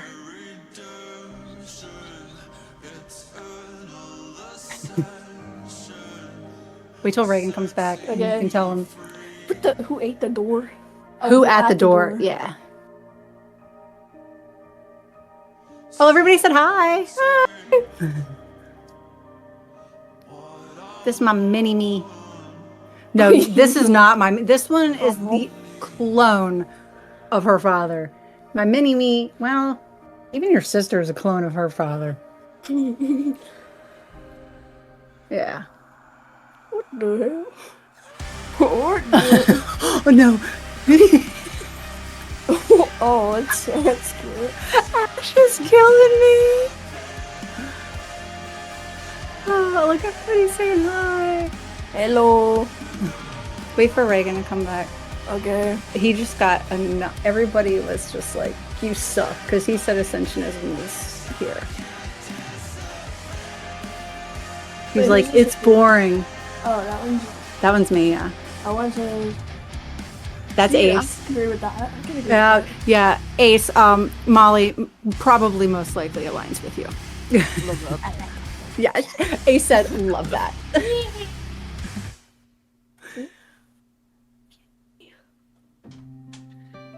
Alright, I'm also gonna send you.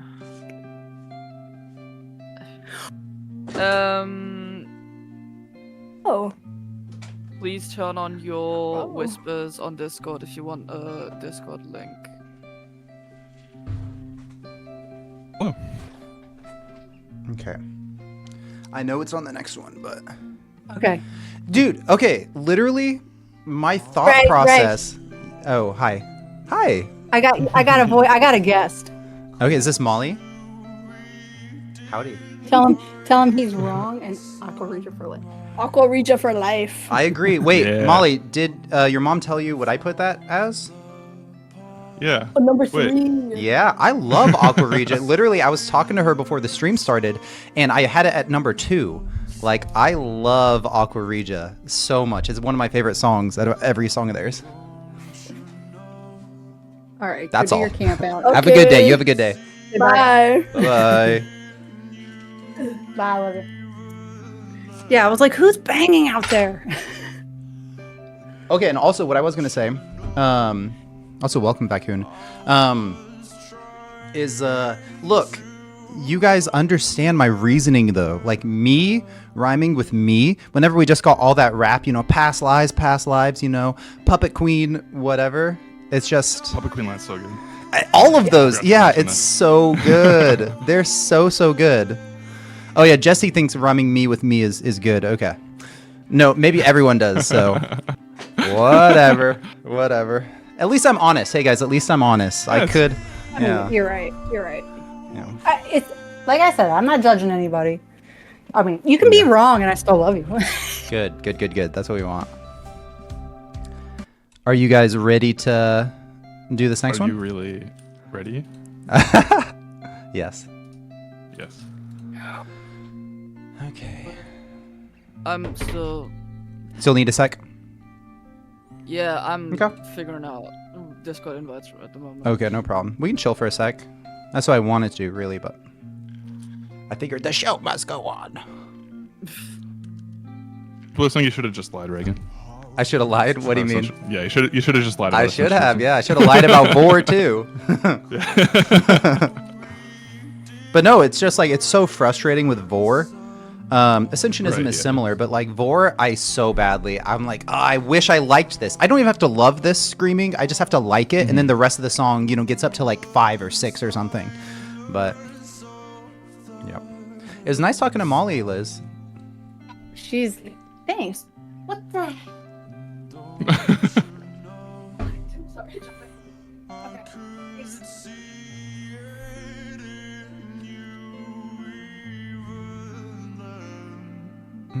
All right, cool.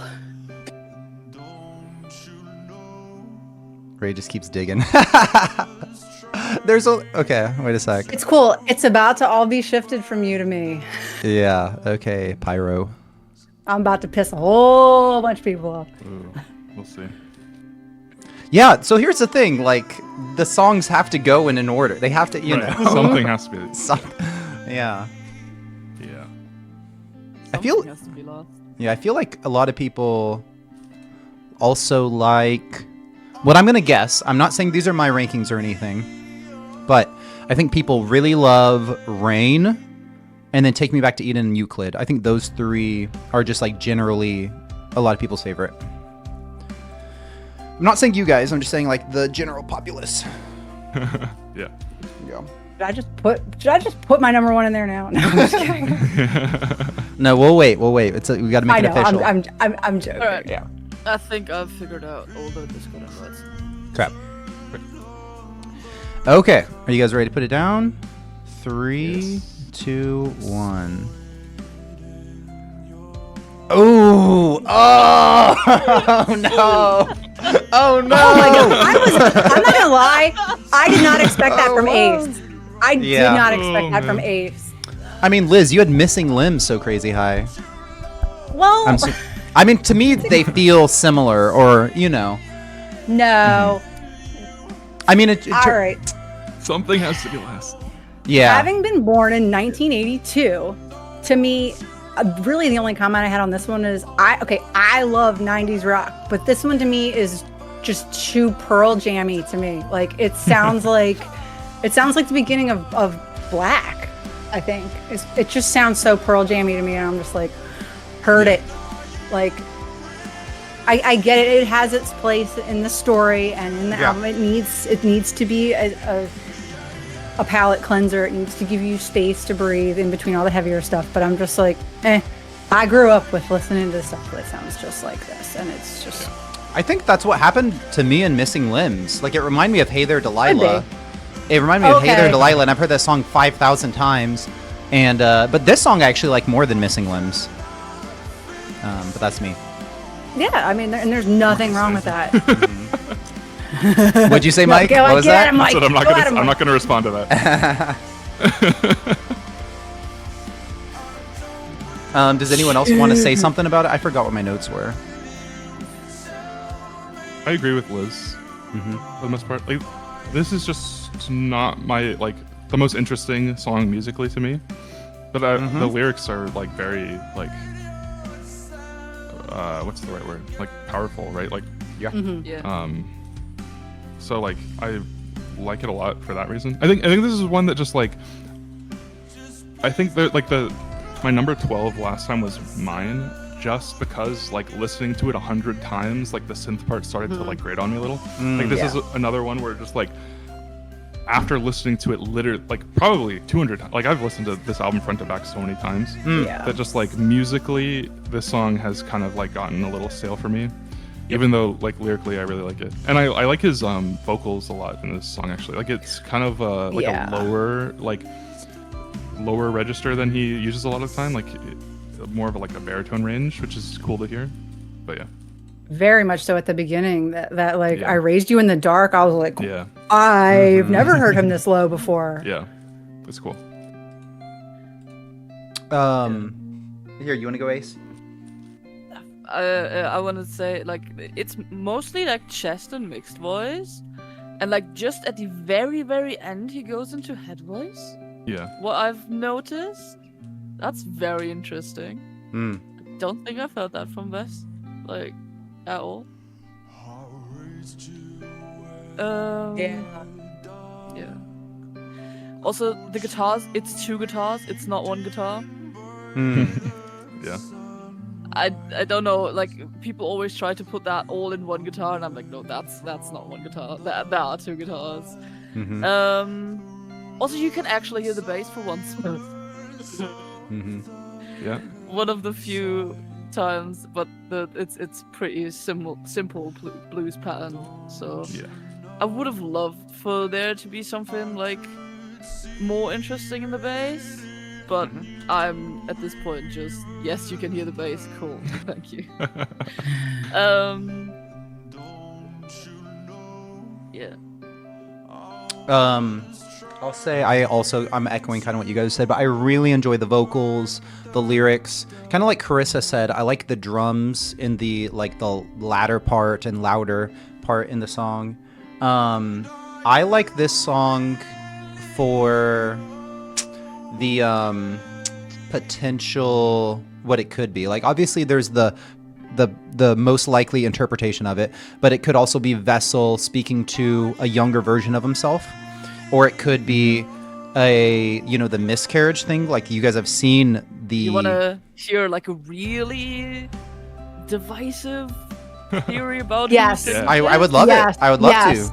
Yes. Yeah. Because I'm kind of thinking that this is Sleep talking to Vessel. Ooh, Like yeah, I've heard that one last like, come on, Yeah. I've raised you in the dark. I was Yeah. there for you when you were like down. Stay with me. Don't ascend.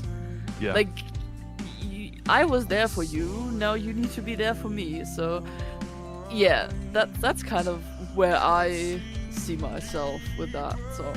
Yeah. I kind of go back and forth between that interpretation and him talking to her, kind of being like leaving her but not wanting to abandon her in a way. Like he still cares about her. Like it's either of those interpretations. I think I go back and forth on. I think they both work. Yeah. I mean, okay, so you're saying, Mike, that he's talking to her in this? I think either what Ace said, that she's talking to him or he's talking to her. I think reading it both ways works.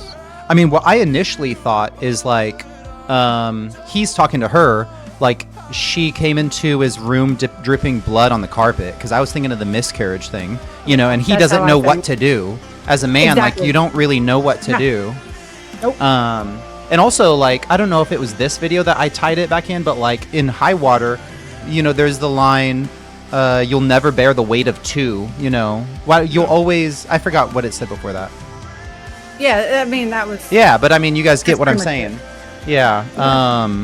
And the thing is, And like, the guardian is holding a fetus in a box. yes, literally holding it. And then also, what am I trying to say? I feel like that's what caused the car accident, because right before the crash sound in Granite, like we can hear in the back, like right before it happens, what sounds almost like it's all like scribbly, like beep, beep, beep, beep, like scribbly noises, whatever, but it sounds like a woman's voice at the last second in Granite, like they're yelling at each other because they're driving, and then it happens, and then he wakes up in Atlantic, etc., etc., etc. Okay, I won't get into it. Yeah. But I think that's wrong. But I mean, it's fun to think about. So, but yeah, it's just there's not enough going on in this song, which we all kind of agree on. I don't know what that means. What does corkboard mean? Like the string, like connecting all the conspiracy things. Yeah, Oh, like yes. the meme where he's like from Pepe Sylvia, Always Pepe Sunny. Sylvia. Yeah. Yeah. If you guys know that, that's a good one. Set my drawer on fire. But it's still a good song. But also, Mike, I don't listen to them in order like that, like you do. Like I put them in my playlist in order usually, except unless I listen to like Nazareth or Jaws in between or whatever. But I'm just like at an undisclosed location, and I just choose the song. Yeah. Yeah. I listen to them on vinyl a lot, so then that's you just awesome. have to do it in order. Yeah. Because, yeah. I have a record player, but I don't have like a speaker for it. So I've never messed with it. I just own one, just haven't used it. Yeah. Are you guys ready? Do you guys need a sec? I'm ready. Next one. Okay, let me grab it and we'll do that. The Apparition. Ooh, spooky. I'm about to piss a whole bunch of people off. People generally like the song, I feel like, but... Okay, are we ready? 3, 2, 1, go. Oh, that's not how that works. Let's see where everyone has it. 7, 11. All and 9. right. Wow, I have it the highest? Wow. I think am I tied with you? Yeah. Oh, you have it at 7 too? Okay, yeah, okay, my bad. Can I start talking about it first, Mike? Yeah. Go for it. Right off the bat, wow, Lindsay, you really don't like this one, huh? Right off the bat, I really, really enjoyed this song. Actually, up until like 4 days ago, it was like at 5 or something on my list. Like, I really, really love the Apparition. The synths sound very good with that overarching or that like spooky ghost noises. I like that. The first, I love the first. Why are you never real? Oh yeah, I need to change the song. Oops. Like I can't hear it. That's so weird. Yeah. And then I like this like dream motif that we've had in a lot of other songs, in previous songs, stuff like that. It's great. Yeah. I like like we talked about either before stream or right whenever we started to stream, the Just Let Me Go or Take Me With You, as he wants like some sort of finality. He wants some closure, which I completely understand. It kind of reminds me of Vore, where he wants the pain to stop, wondering if the pain will stop if he goes deeper. So it's like, I love how these songs are like indirectly connected, sometimes directly connected, sometimes indirectly.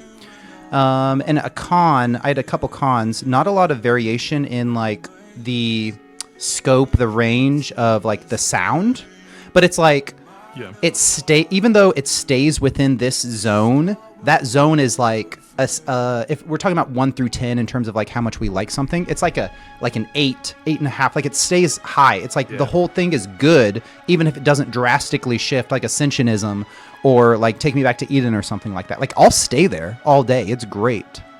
Yeah. And then I like let's see. It has such catchy lines. Yeah, it's so catchy. Like, let's make trouble in the dream world, hijack heaven. Ooh. And then at the very end, the ooh. I love it. I get a little scared, you know. But that's my notes. That's it. Yeah.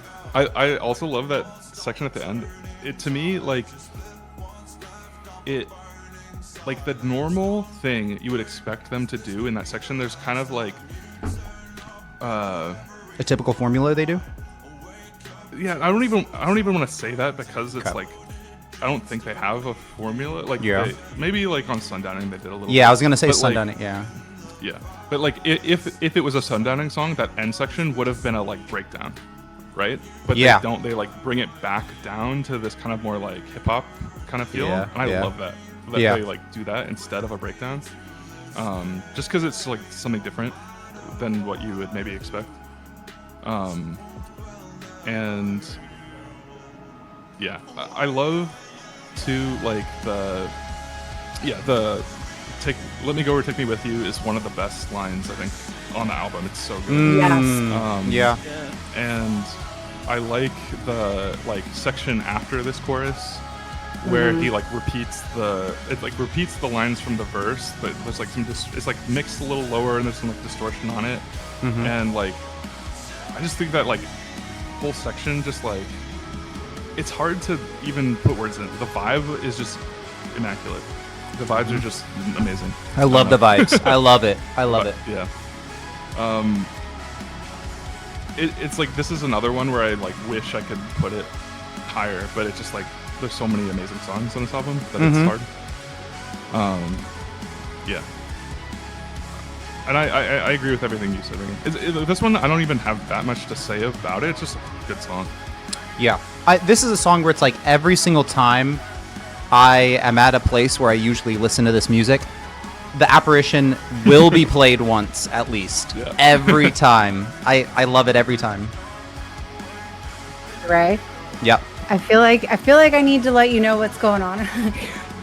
You know who Steve OG is? The one of the reactors that we were talking about? Yeah. Yes. They are having a whole conversation about you right now. That said, because somebody said, Liz, I keep hearing your name being mentioned on Ray Reacts. I said, oh, well, we're on a live stream right now. Everyone says, tell him we love him. His Euclid reaction was fire. We love that he's a drummer. Well, so there is a whole ass conversation going on Steve OG's Discord channel.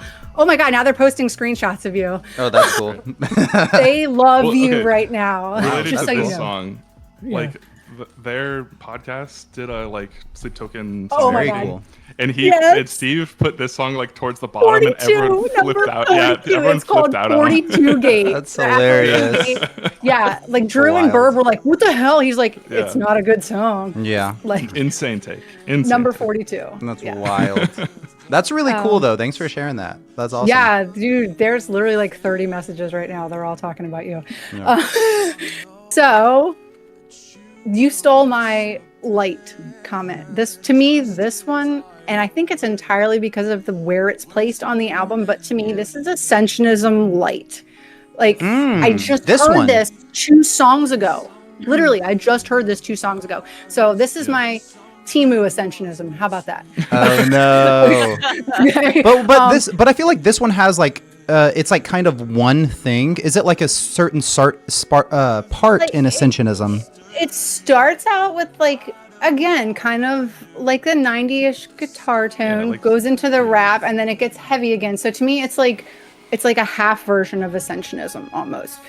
Yeah. Now, this used to be a song that I absolutely loved, but then when I would hear them all the way through, I'm like, I literally just heard this 2 songs ago, and that one's better.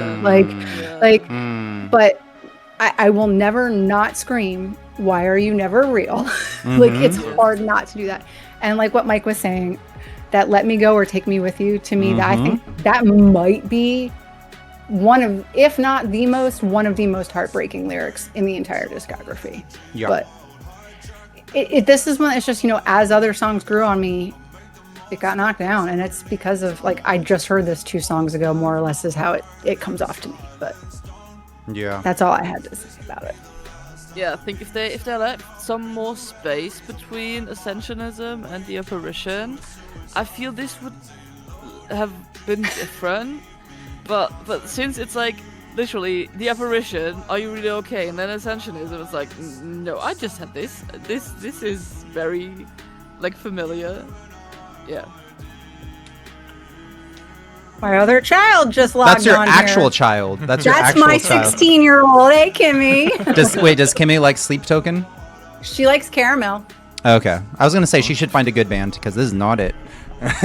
Don't clip that. Crow, clip that right now.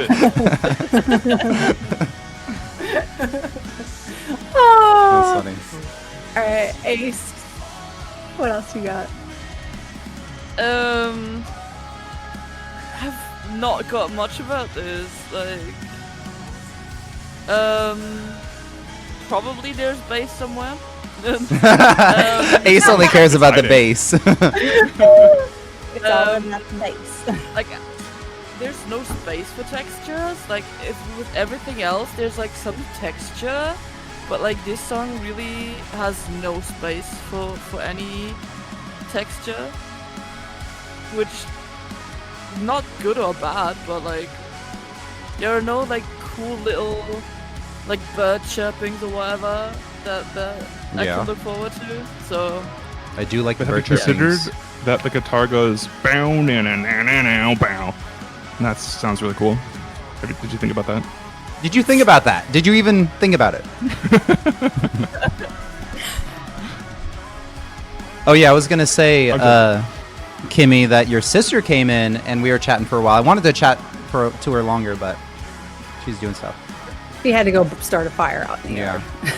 Also, I feel like this song has. I mean, for the majority of the time, I don't love the drums, but it does have like small sections or parts that I think the drums are really good, and I love it whenever he does like.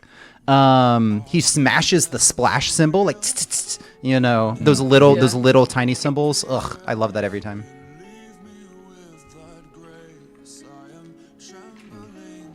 Sorry, Ace, for interrupting you, but no, I it's don't know all if you have any good. more. I really don't have much about this song. Yeah. Like the backing vocals, they're like modulated and almost synth-like, which we've had cool. previously. The spookiness. No, not the spookiness, but like the vocals that are so The like vocals, the backing yeah. vocals that are really like processed and like almost don't sound like they're actual vocals, but more sound like it's a synth. Yeah. Mm-hmm.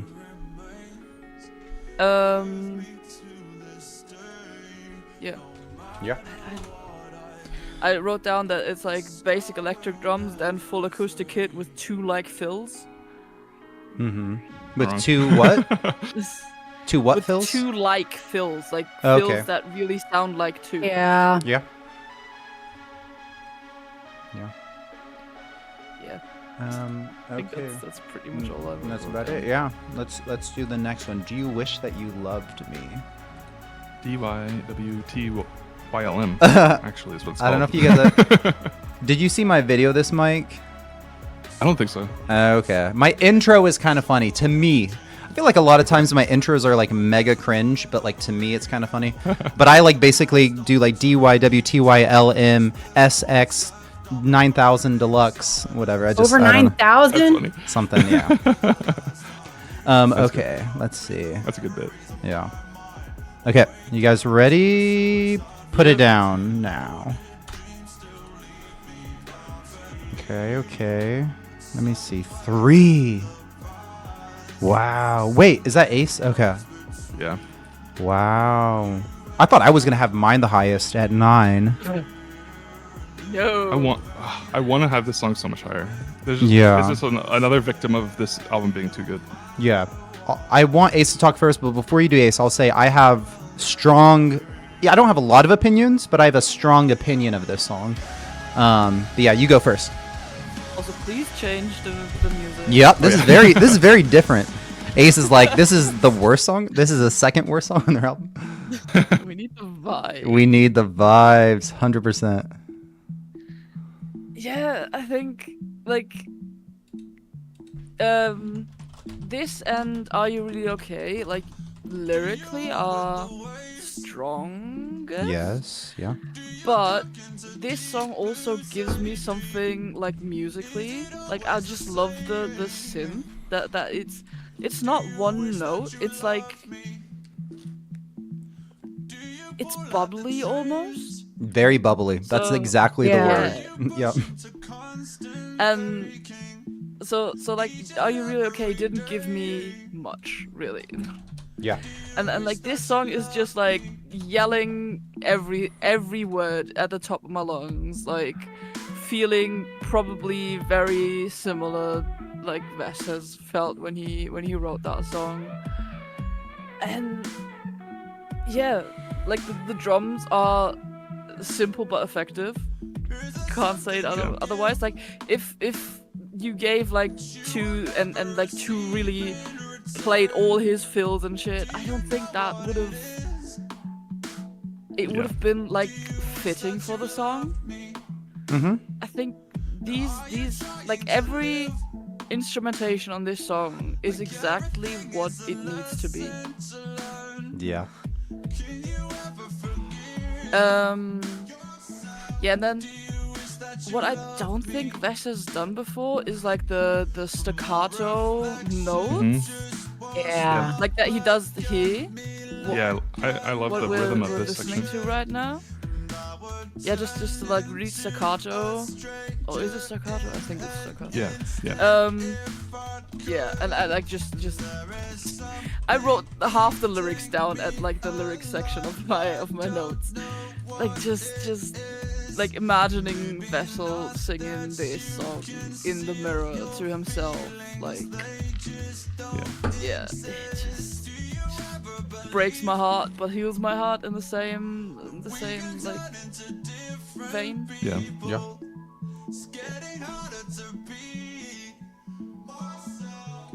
Ooh. Also like the call and response. Yeah, it just happened. Yeah. I love that. Yeah. It's so good. Yeah. Are you done, Ace? I was gonna say a couple Yeah, things. I think I'm done. Yeah. I love that you have it so high.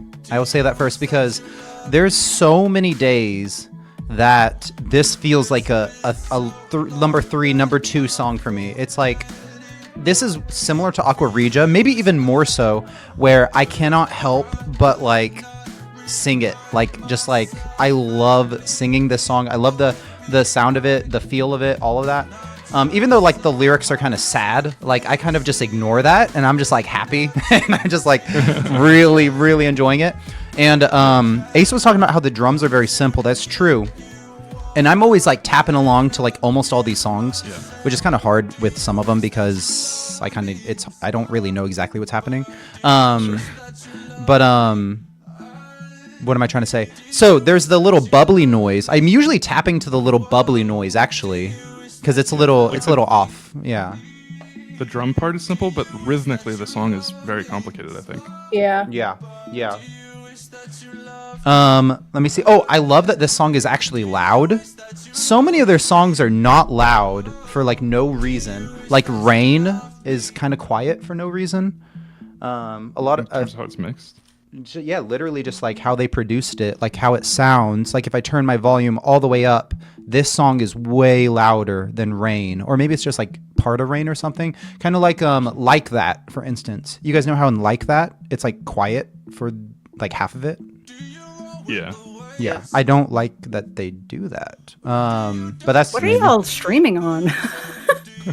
Maybe I need to do something else other than Spotify. Am I like the only one that listens to music on Amazon? Because I don't have any variation like that. I think my hearing is just bad or something. But well, you're a drummer, damn it. yeah. But I mean, this is noticeably louder. Like, say I'm in the gym and I'm listening to this song. It's noticeably louder than like probably all of their songs. Yeah. Take a drink. Well, The song go on, does Ace. have less dynamic range. Spotify has a thing where you can like say that you want, like if you like want volume the normalized. volume normalized, yeah, or not. I need to do And that I've fast. definitely turned that I need one to on. do that 5 years It ago. will turn your loud shit down though. Oh, wait. So mine's already as loud as it will. can be? I don't know. It will When I turn do it on everything mine, in the middle, basically. Yes, like the yes, loud it shit will, like- down and the quiet shit up. And it doesn't necessarily just bring your quiet shit up. It will bring your loud shit down. So if you're listening to something, you're like, why is this so quiet? It's because you have, like, what used to be loud is no longer loud anymore. But so this I'll song mess with has it. less dynamic range than some other songs. Yes. So like Yeah. from that perspective, like it can be like there's a limit on how like overall loud the song can be. For like, and so like this song, like yeah, I don't know. It's complicated like mastering stuff. But Yeah. But along that, I was gonna say that's along that line. That's why this one is where it is for me. It's literally like it stays in one place the whole time. Like it's not that it's bad. It's a bop. Mm-hmm. But it's just one thing all the way through, and it's Yeah. it is. It is. I think it's not bad. Like I said, it's not bad. very different from anything else they've done, and it like gives me a, like I think I've talked about this. Like every Sleep Token song, there's something different about it that I really love. Like it's either like the drums are amazing, the lyrics are amazing, like something like, you know, there's always like one standout thing to me, and like this is like a very unique thing in their discography for me. Of like nothing else, no other song that they have is like this kind. Like the thing I like about it is like the interplay between the rhythm of the drums, the synth part, and his vocals, and that's just like a really interesting thing that none of their other songs do, which I think, so I really like appreciate that about this song. Yeah.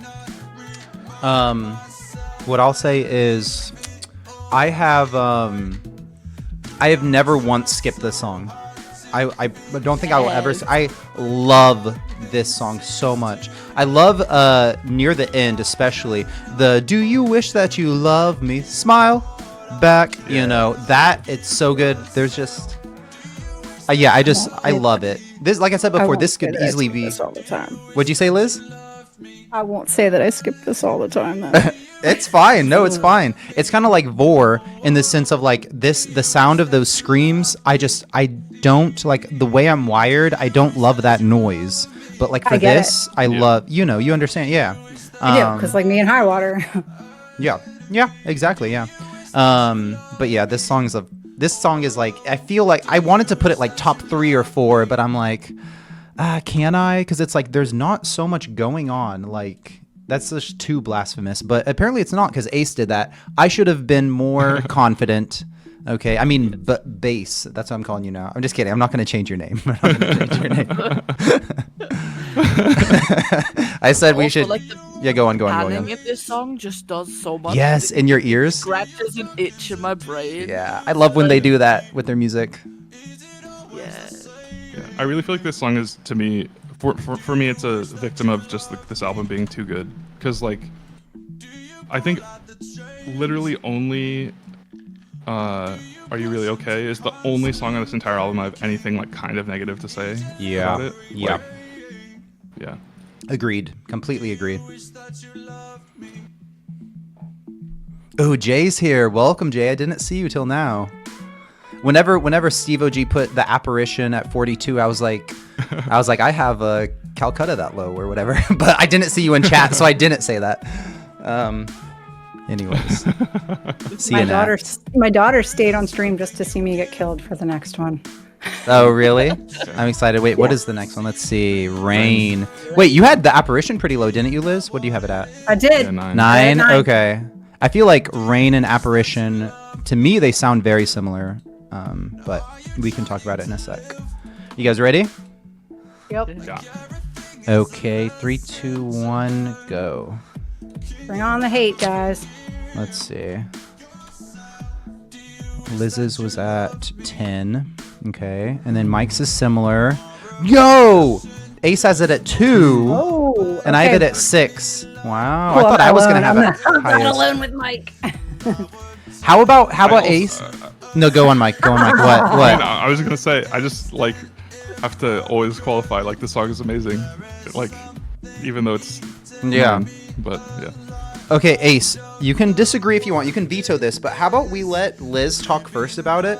Because she has some opinions about why it's not so good. Yeah? Yeah? Okay. Okay. This used to be, honestly, Oh, I gotta one change of my the- favorite ones. Oh, really? It really did. It used to be one of my favorite ones. And then, like I said, with the other ones, as other songs grew on me more, this moved down a bit. I'm not gonna lie, when I listen to this album straight through, I go from Ascensionism and skip everything to take me back to Eden. Like, y'all can hate me for that. Wait. Let me look at the I do. list. Ascensionism. Yeah. So after that, you Ascensionism, and then I skip. skip Are You Really Okay? The Apparition, Apparition. You Wish That You Love Me, and Rain. And I skip that Chat, whole get her. chunk and go. Yeah, come on, Britt, come on at me. Just remember, I don't judge anybody else for Wow. your craft. Look, it used to be my favorite, but like a lot of other songs just moved up for me. Like the things that I do love about it, I love like what sounds like a very heavy bell. Like when he says like that chemical cut that I can get down, it sounds like there's like a big ass bell in the background almost. Good. And then the part about where he's coiled up like a venomous serpent, I love that part. Fire, Like, fire, it's so fire. heavy, like, Yeah. Yes. And then the buried rain down on me scream at the end that Ivy does live. At I the end. haven't heard that, but yeah. even Yeah, even okay, the no, you studio can hear version it. is It's like a great. studio version. Yeah, I You was gonna can say hear it. this. He says, it's like Yeah. Yeah. Yeah, it's Yes. so good. it's so good. But like it took me, I didn't hear it right away. It took me 3 or 4 listens, and I was like, oh wait, he's Yeah. screaming back there. It's just buried. But so come at me, guys. It's stuff's got to go somewhere. Yeah. Just saying. That one is not played though. So of that group of 4, that is the Yeah. one I skip the least. yeah, okay. But usually, yeah.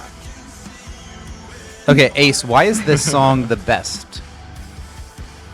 Not No, the best. like but I of all time. can't like really make it out.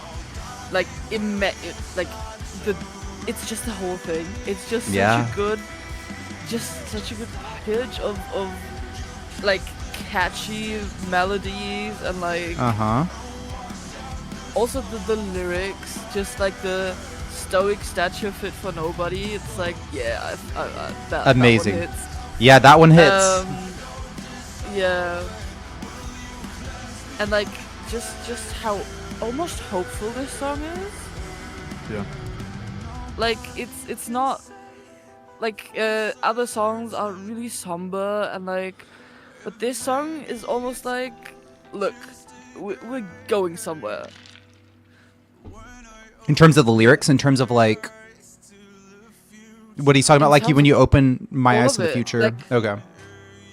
Or just like the music itself, like the placement of Vessel's voice. Mm-hmm. It's like it's going somewhere. It's not like plodding along or something. It's yeah. I don't know how to. I'm trying to understand. Are you talking about like in the microcosm of this song alone, like it has like a progression? Or are you talking about in like all their songs and just how it is? No, like as for the music, like it's not that is like it's driving. I think it is what I'm trying to say. Like all the music is driving. It's yeah. Okay. You want to talk some more about it, Mike, or do you want me to? You can go first. Okay. Let me see. It's okay. So I wrote. It seems to be an important turning point for Vessel. There's a lot of things that feel like that though. So the lyrics holistically are very good. Like we had said before, I don't know if it was Liz or Ace, but the coiled up like a venomous serpent, so good. Yeah. Right before that, he it goes quiet, and then we hit the splash, and then it goes into that. Ooh, it's so heavy. So it's amazing. And what Ace said, and I'll say I relate to this. So does like Dom. So does a ton of people. But like that, for so long I've waited, so long that I almost became just a stoic statue fit for nobody. This one has like very, very strong lyrics, I feel. I feel like it's similar to the Apparition, and I said this before, in terms of like it stays within this range or whatever, like this zone. It doesn't drastically change how it sounds. But I love the place where it stays. You know, it doesn't have like, it's not like a 10 out of 10 like moment or something like that, or like a 2 out of 10 whenever Vessel is screaming in Vore. But I love where it stays. It's really good. Let me see. And I love that the rain down on me, especially like it feels like it's building. You know what I mean?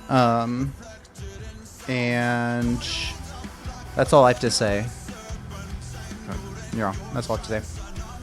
Okay, so before I talk about other stuff, so in your Rain video, you talked about the idea that like the song could be about a new person, and then in your like Take Me Back to Eden video, you said like, okay, I was wrong about Rain. I'm curious why, like what like made you think you like change your mind on that interpretation, because that's how I interpret the song. I feel like strongly that this song is about a new person. Okay. Okay. So in my Rain video initially, because I'm looking at the lyrics again just now, I brought them up. Yeah. Because that was a long time ago that I recorded that. I think whenever I saw the lyrics, I finally think I can say that the vicious cycle was over the moment you smiled at me.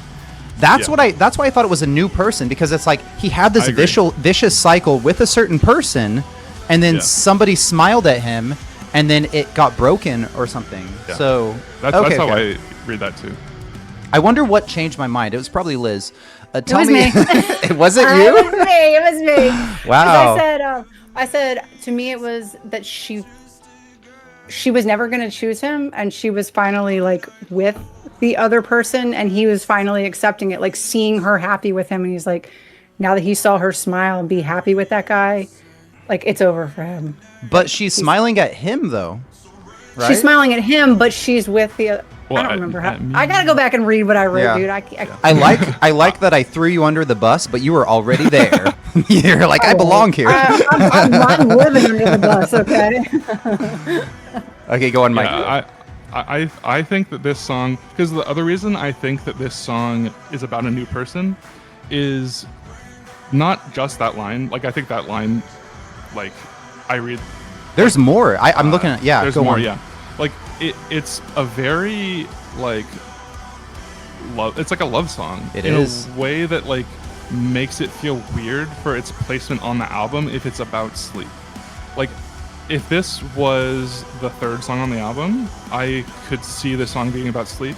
But for where it's at in the story, I can't see the song being about sleep where it's placed on the album, if that makes sense. I feel like Vore and Ascensionism already happened. If this happened, exactly. I think before those, Yeah. Because Exactly, I mean, yeah. we So- also so- yeah. Go on. Sorry, I'm so sorry. No, it's fine. That like makes me like before I kind of like landed on that interpretation, I was like very confused about this song's placement in the story for a long time. Because yeah.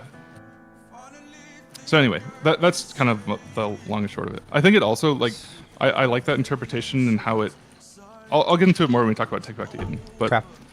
I think like it ties the whole story together in a way that I like. Anyway, but then just like about the song specifically, like there's one of the best songs lyrically for sure. The Stoke statue Turned Mommy's into vicious cycle. Yeah, so good. And then that whole second verse, the lyrics are like so sick. Like Yeah, there's it just, like, sounds so flow good of it. too. That chemical it's cut like, they're that cool I lyric. can get. Yeah, exactly. Yeah. They're like cool lyrics, but also just like he picked just words that sound really cool together. I think like the divorce from the meaning. It just like sounds sick when he's singing it. Yeah. And then yeah, it moves then into that, like, the coiled up like a serpent. You know what I mean? Halfway yeah, through. So good. And then that splash fill into the head is like that one of bass. the best moments in the entire album. I think like that 5 seconds of music it just like gets me hyped. Like almost nothing else. It's so good. Guys, Mike gets it. Mike gets it, guys.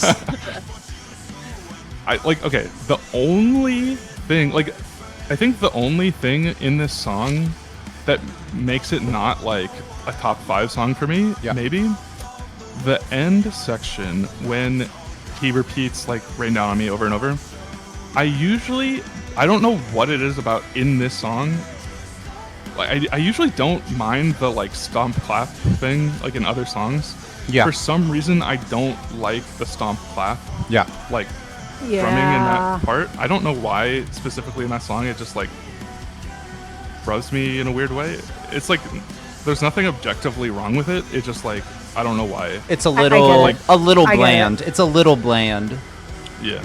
Yeah. It's almost like corny. Like, everything else about this song is like that's the word, Liz. Amazing. To me, it like hypes me up for a second, but it can be a little corny. It's like, yeah. I wanted to kind of corroborate what Mike was saying, and Mike and I, collectively, because we agree on this. The vicious cycle was over the moment you smiled at me, and then just like the rain, you cast the dust into nothing, which is like the whatever was before. Okay.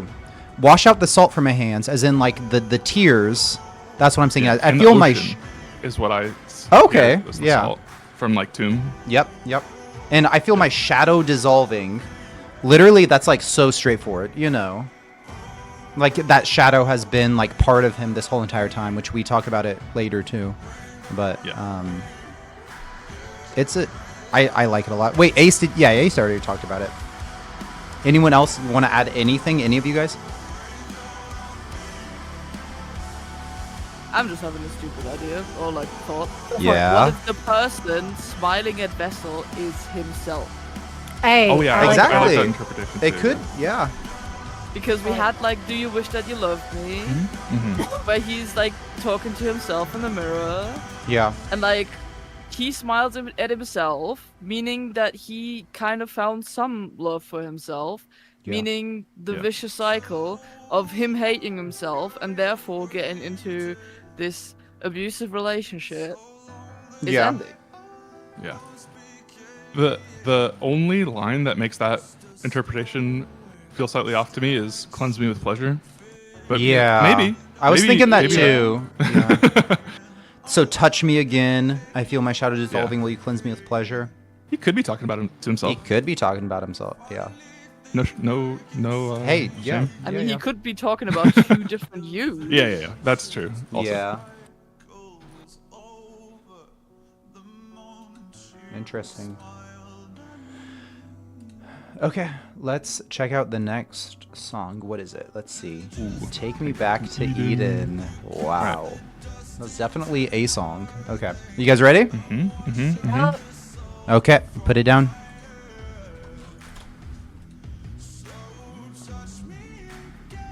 I knew it. I knew it. You knew it, Liz? Yeah. Yeah. Where is it? Yes, Jack, let's go! So she thought you. either Granite or Take Me Back to Eden. Yes, Number fire one. emojis. Fire emojis everywhere, guys. I knew Okay. why. I knew it was because it made you so emotional. Oh, yeah. And the thing is, like, okay, I'll get into, like, my actual notes. I'll change the channel, change the thing. So, I mean, the thing is, like, what am I going to say?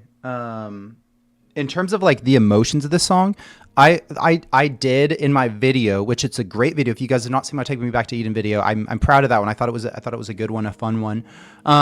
Like that part near the end made me emotional. Like that callback to Chokehold and just like how it all crescendoed, it all, came together was so good. But I love that this song has so many emotions within it. You know what I mean? Like I like a little bit. I like the the my those eyes like fire. You know what I mean? Because like it feels a little like a little oomph, a little something. You know what I mean? That's my favorite chorus in any of their songs. Dude, it is. I love It's it. so good. I feel like okay. So I'm gonna say a couple of my notes. I'll try to pause in between. So if you guys want to interject and we talk about it, we can. Okay. The first note is Ascensionism, but actually good. And then I put in parentheses, kidding. Okay. Okay. I'm trying to get something from, trying to make sure people are still in the chat. Okay. Oh, they are. I see chat just immediately erupts. Okay. Let me see. So it seems to take less time sitting in these like transitional or quiet moments. And said moments are better. So it's like this opening part I like better than the opening part in Ascensionism. That's kind of what I'm saying there.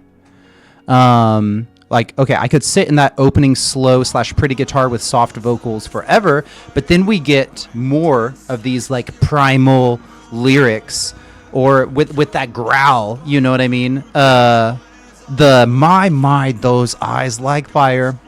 Fantastic. It has like this strength, potentially this like anger in it. You know what I mean? Like it has like so much like power within it. And we get that my desire. I love that as well. Let's see. So throughout the entire Jack song, just said in the chat. what did Jack I say? agree Let me with see. 100%. Jack says, I'm not That usually the- huge on a repeated chorus, but the way he handles this one is so masterful. It's like you hear it in 3 different genres. It sounds differently. Yeah. And then also the way he does Take Me Back to Eden in different, like cadence or whatever. So amazing. I didn't know I would love that as much as I do. I believe in 3 different keys. Oh, really? Right? Yeah, it is. It's Yeah, every yeah. time it's in a different key. Yep. Yeah. There's like throughout the entire song, so much of this like musical theater, these references to songs, storytelling. It's like, it's so good. It's so good. Oh yeah, actually I had said that in something. I said one thing they've done in previous songs is bring back a chorus, but have more added to it or sounds different, which we just talked about.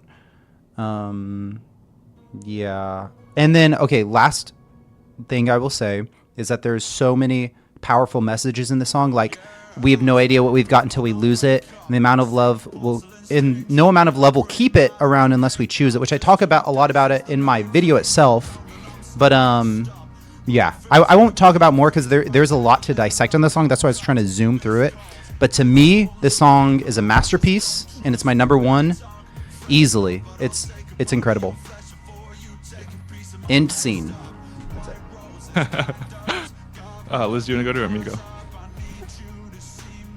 I mean, he starts off this song with probably my favorite line in the entire discography. I don't know what will ever top I Dream in Phosphorescence for me, and I don't know why. I think Really? it's the Yeah. way he sings it. I don't know. I think it's the way he sings it. It's just, Yeah. that is my favorite line out of everything, and I really It's don't really know good. why, but just like you, that first drop when he says "Take me back to Eden" and Ooh. everything comes in, full freaking body Yeah. goosebumps. Very every often. time. Yeah. Yes. Still a year later, the Chokehold outro that I was very shocked you picked that up the first time, but that was I'm not at awesome. all. Yeah. Like I said in the video, I've been listening to that song Chokehold like so often. Yeah. I freaking Yeah. love it. But you don't watch a lot of reaction videos. You've said I that. watch, like, none, A yeah. lot of us do, and most people don't get that. They Yeah. don't pick Yeah. that up.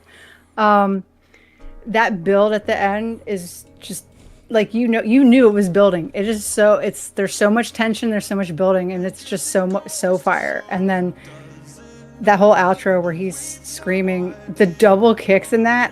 Oh. Yeah. Oh my god. So. Oh my god.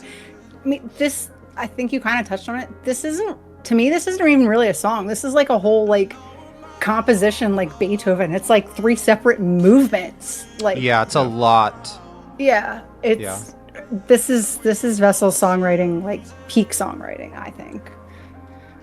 And that's all I got.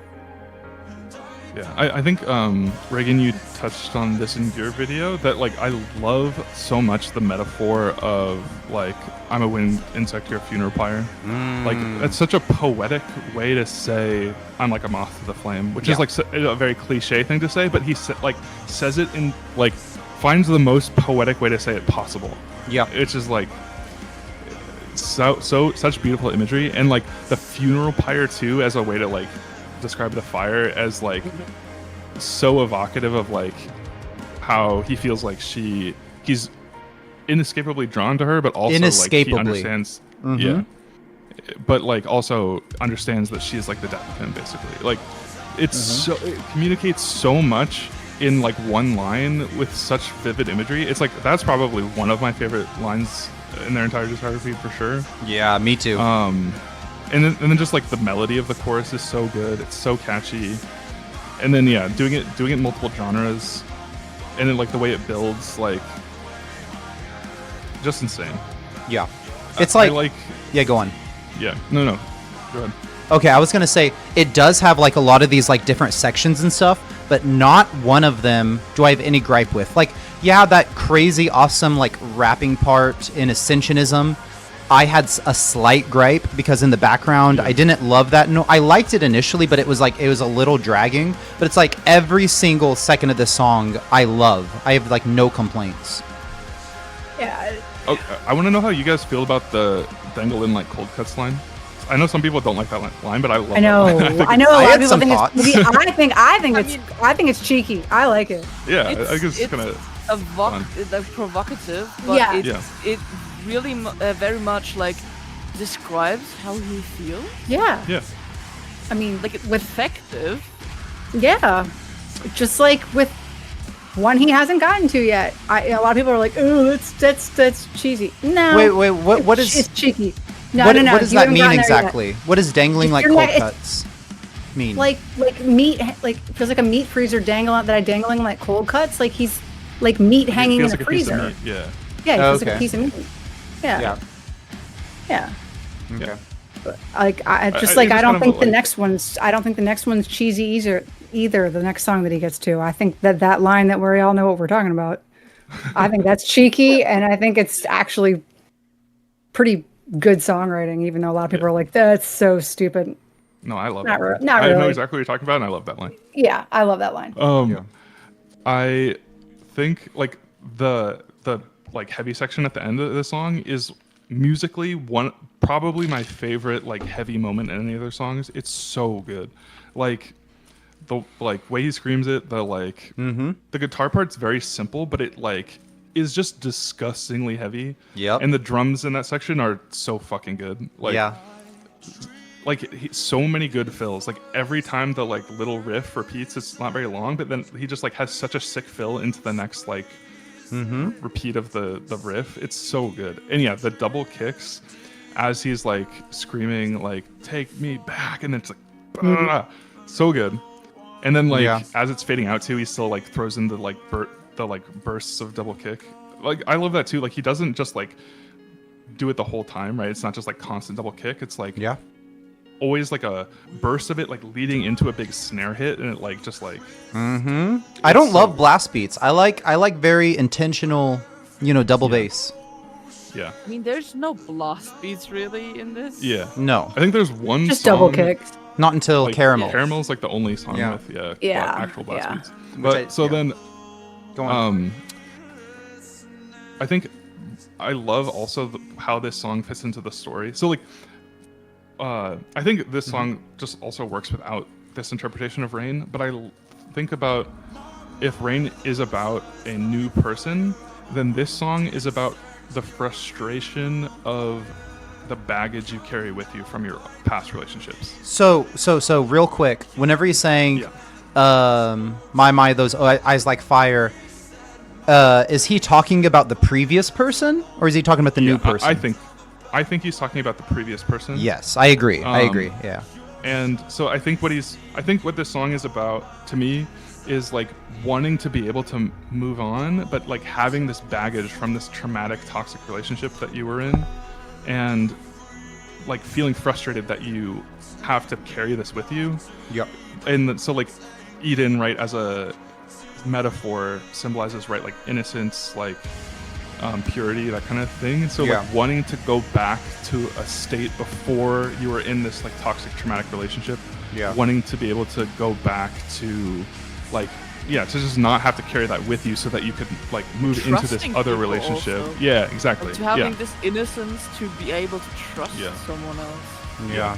But like that's impossible, right? You can't actually just like go back in time and like have that relationship never happen. Yeah. So then like the song to me is like, at the beginning he's saying like, I will travel far beyond the path of reason, take me back to Eden, and like sings it, but then by the end he's just like frustrated and screams, I have traveled far beyond the path of reason, take me back to Eden. So like it's just like he wants so badly to not have to carry this with him, but like he can't like actually go back to Eden. It's impossible, right? So then I just like think that's so powerful and like relatable to me. So like both musically and like thematically, one of my favorite for sure. It's like easily in my top 5 songs from them all time, like maybe number 3, but like it's like close between this and a couple others.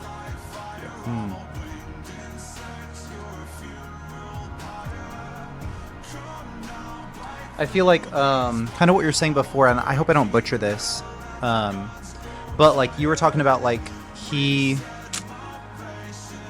doesn't, how can I say this? He doesn't want to. It reminds me of a line from Rain. Like now he's become like a stoic statue fit for nobody.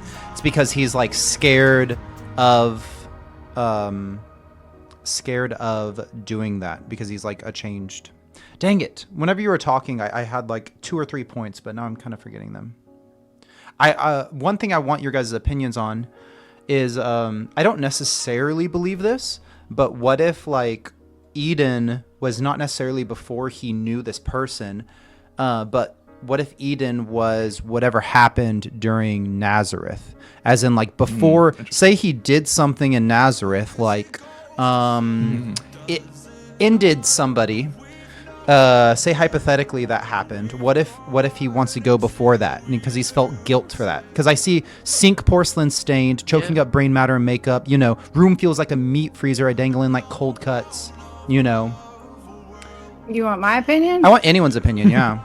I think Eden and Arcadia are not places or people. I think they are a state of being. Yeah. I think it's like a state, like a place of either innocence or balance. That's so not literal. So it's like literally. Yes. Yeah. Okay. Yeah. Yeah. So like Eden is like whatever state he was in before he went through all this shit. Yeah. I agree. Yeah. I think I probably more so agree with that for sure. And that's actually what I personally like relate to a ton. Also, someone had said recently on my video, this mirror talk, fake love. Like I initially it made me think of "Do you wish that you loved me?" Like that's the clear, obvious thing. But what they had said was like, whenever you are like brushing your teeth in the morning with your significant other, and you guys are talking in the mirror, and you don't actually love each other. It's fake love. You're just like talking, you know. Yeah. That's all. But You know what I I'm just thought it was thinking right interesting. now? What do you think? Because we were talking about Nazareth, Yeah. and like the setting of Nazareth, I always envision is a bathroom. Yeah. Yes, And that's what I just thought. Yeah. I'm just thinking, like, Sleep over his shoulder, he sees himself in the mirror, and Sleep over his shoulder, like mirror talking to him through the mirror. Oh Yeah. yeah, like a devil or something, like a, I don't know, an influencer is something. Yeah. Yeah, and like Like an fake evil love, reflection. Yeah. Fake love. So like pretending, oh, I'm gonna love you if you do this, And do this for like, you, not yeah. really, yeah. Interesting. I like that. Jack's funny.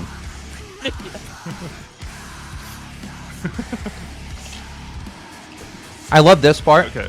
I go I'm beyond. ready Yeah. to move on, but we can't Yeah. skip to the next song until after this finishes.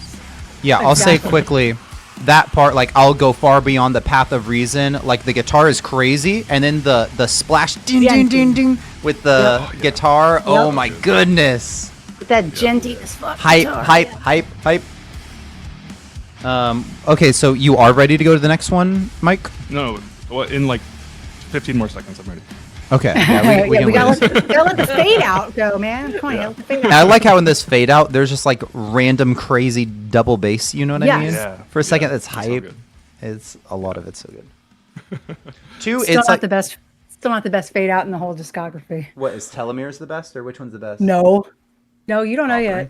I don't No, know he yet. doesn't know yet. Okay, You don't know it's, yet. For me, it's the it's You don't know yet. Gethsemane, guys. It's Gethsemane. No, it's not. It's not. It's infinite baths, guys. Okay, so you are ready, Mike? No one said anything. It is infinite baths. That's fine. Okay, what well is we're it on again? it. Yeah, just play. We're ready to Yeah, go. okay, yeah. Yeah, we're I guess it's our only one yet I am. left, huh? Yeah. Not a secret. No. I The knew only Mi- correct placement. the only, yeah, for sure. I knew Mike and Liz for sure would have this number one. I have it at number 4. So that's good. I'm not going to crucify you over that, but Yeah. No. But also, it's under Aqua Regia. That's a little crazy. That's crazy to think about. I mean,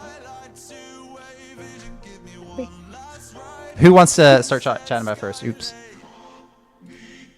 I do. Okay. go. Okay. This song, I think, has made me cry more than any other piece of music in my entire life. Yeah. Yeah, probably hands down. It's probably not even close. Yeah. Like both, it's just an amazing song, and like, there's so many things just like in how it like relates to other songs in the discography that are amazing. But just like, I think it's a personal connection to the lyrics that like, just like makes it very powerful for me. I'm planning on getting a tattoo of the lyrics. The night belongs to you. This bow is broken through. I must be someone new. On my like I have the night does belong to God one there, and then so on my other forearm, just like mirror it. I'm planning on getting those lyrics because it just like to me it's like the perfect bookend to the whole trilogy of like I think like if you've ever looked up videos of them playing this song live, which they do not do very often, I think because it's hard for him to play Yeah. and sing, the entire ending section, the verse from "The Night Does Not Belong to God," when he's that repeated at the end of Euclid, that entire section when they're singing it live, he's just sobbing through the entire thing. It's Damn. just Yeah. like it's very obvious that section of that song is like very like important to him, and like that is also the part that like is very personally like painful for me, but then having it like recontextualized in this song that feels more hopeful and like is about like healing and stuff, like that arc through the whole discography, like from The Night Does Not Belong to God to the end of Euclid, is like why those two songs are like my number 1 and 2 Sleep Token songs. It's like it's just kind of like, I don't know any other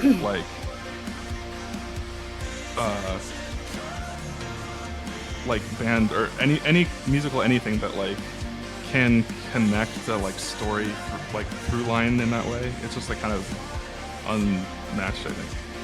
And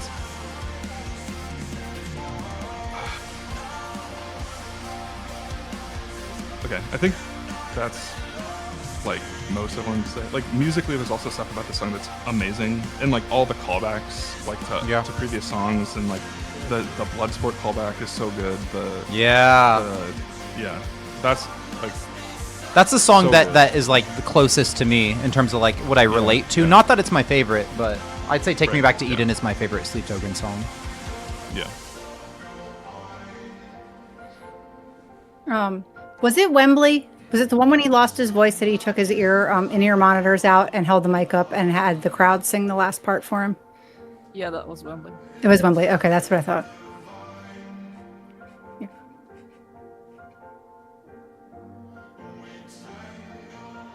I'm like actually trying not to cry right now. I know, I am too. Actually, I am, and I haven't. I honestly have not cried to this song in a long time. But well, except for when I did Ryan reaction to Ray watching it. But Yeah. So if you guys didn't know, Liz actually reacted to my reaction. I did make it public today. You did make it public? Okay. I made it public, yeah. If you guys want to check it out, her thing is Lady Acidosis on YouTube. Her name. Yeah. All right, somebody go. Ace, do you want to say anything about it?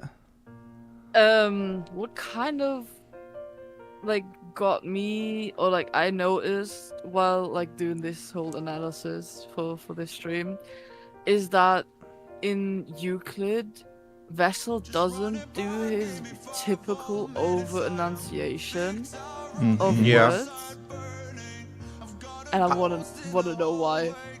Okay. Like usually he pronounces the T's at the end of words. Yeah, he like waits a half second and does it. I've noticed that in this album. Yeah. He does a lot. He doesn't do that in Euclid. He does not. Which Yeah. yeah. Yeah, it's just such a like when Take Me Back to Eden is the closer of the album, but Euclid is the closer of the entire trilogy. Yeah. And it's just like I wrote it like it's the sums up the entire trilogy of Trauma musically, lyrically, and emotionally. Yeah.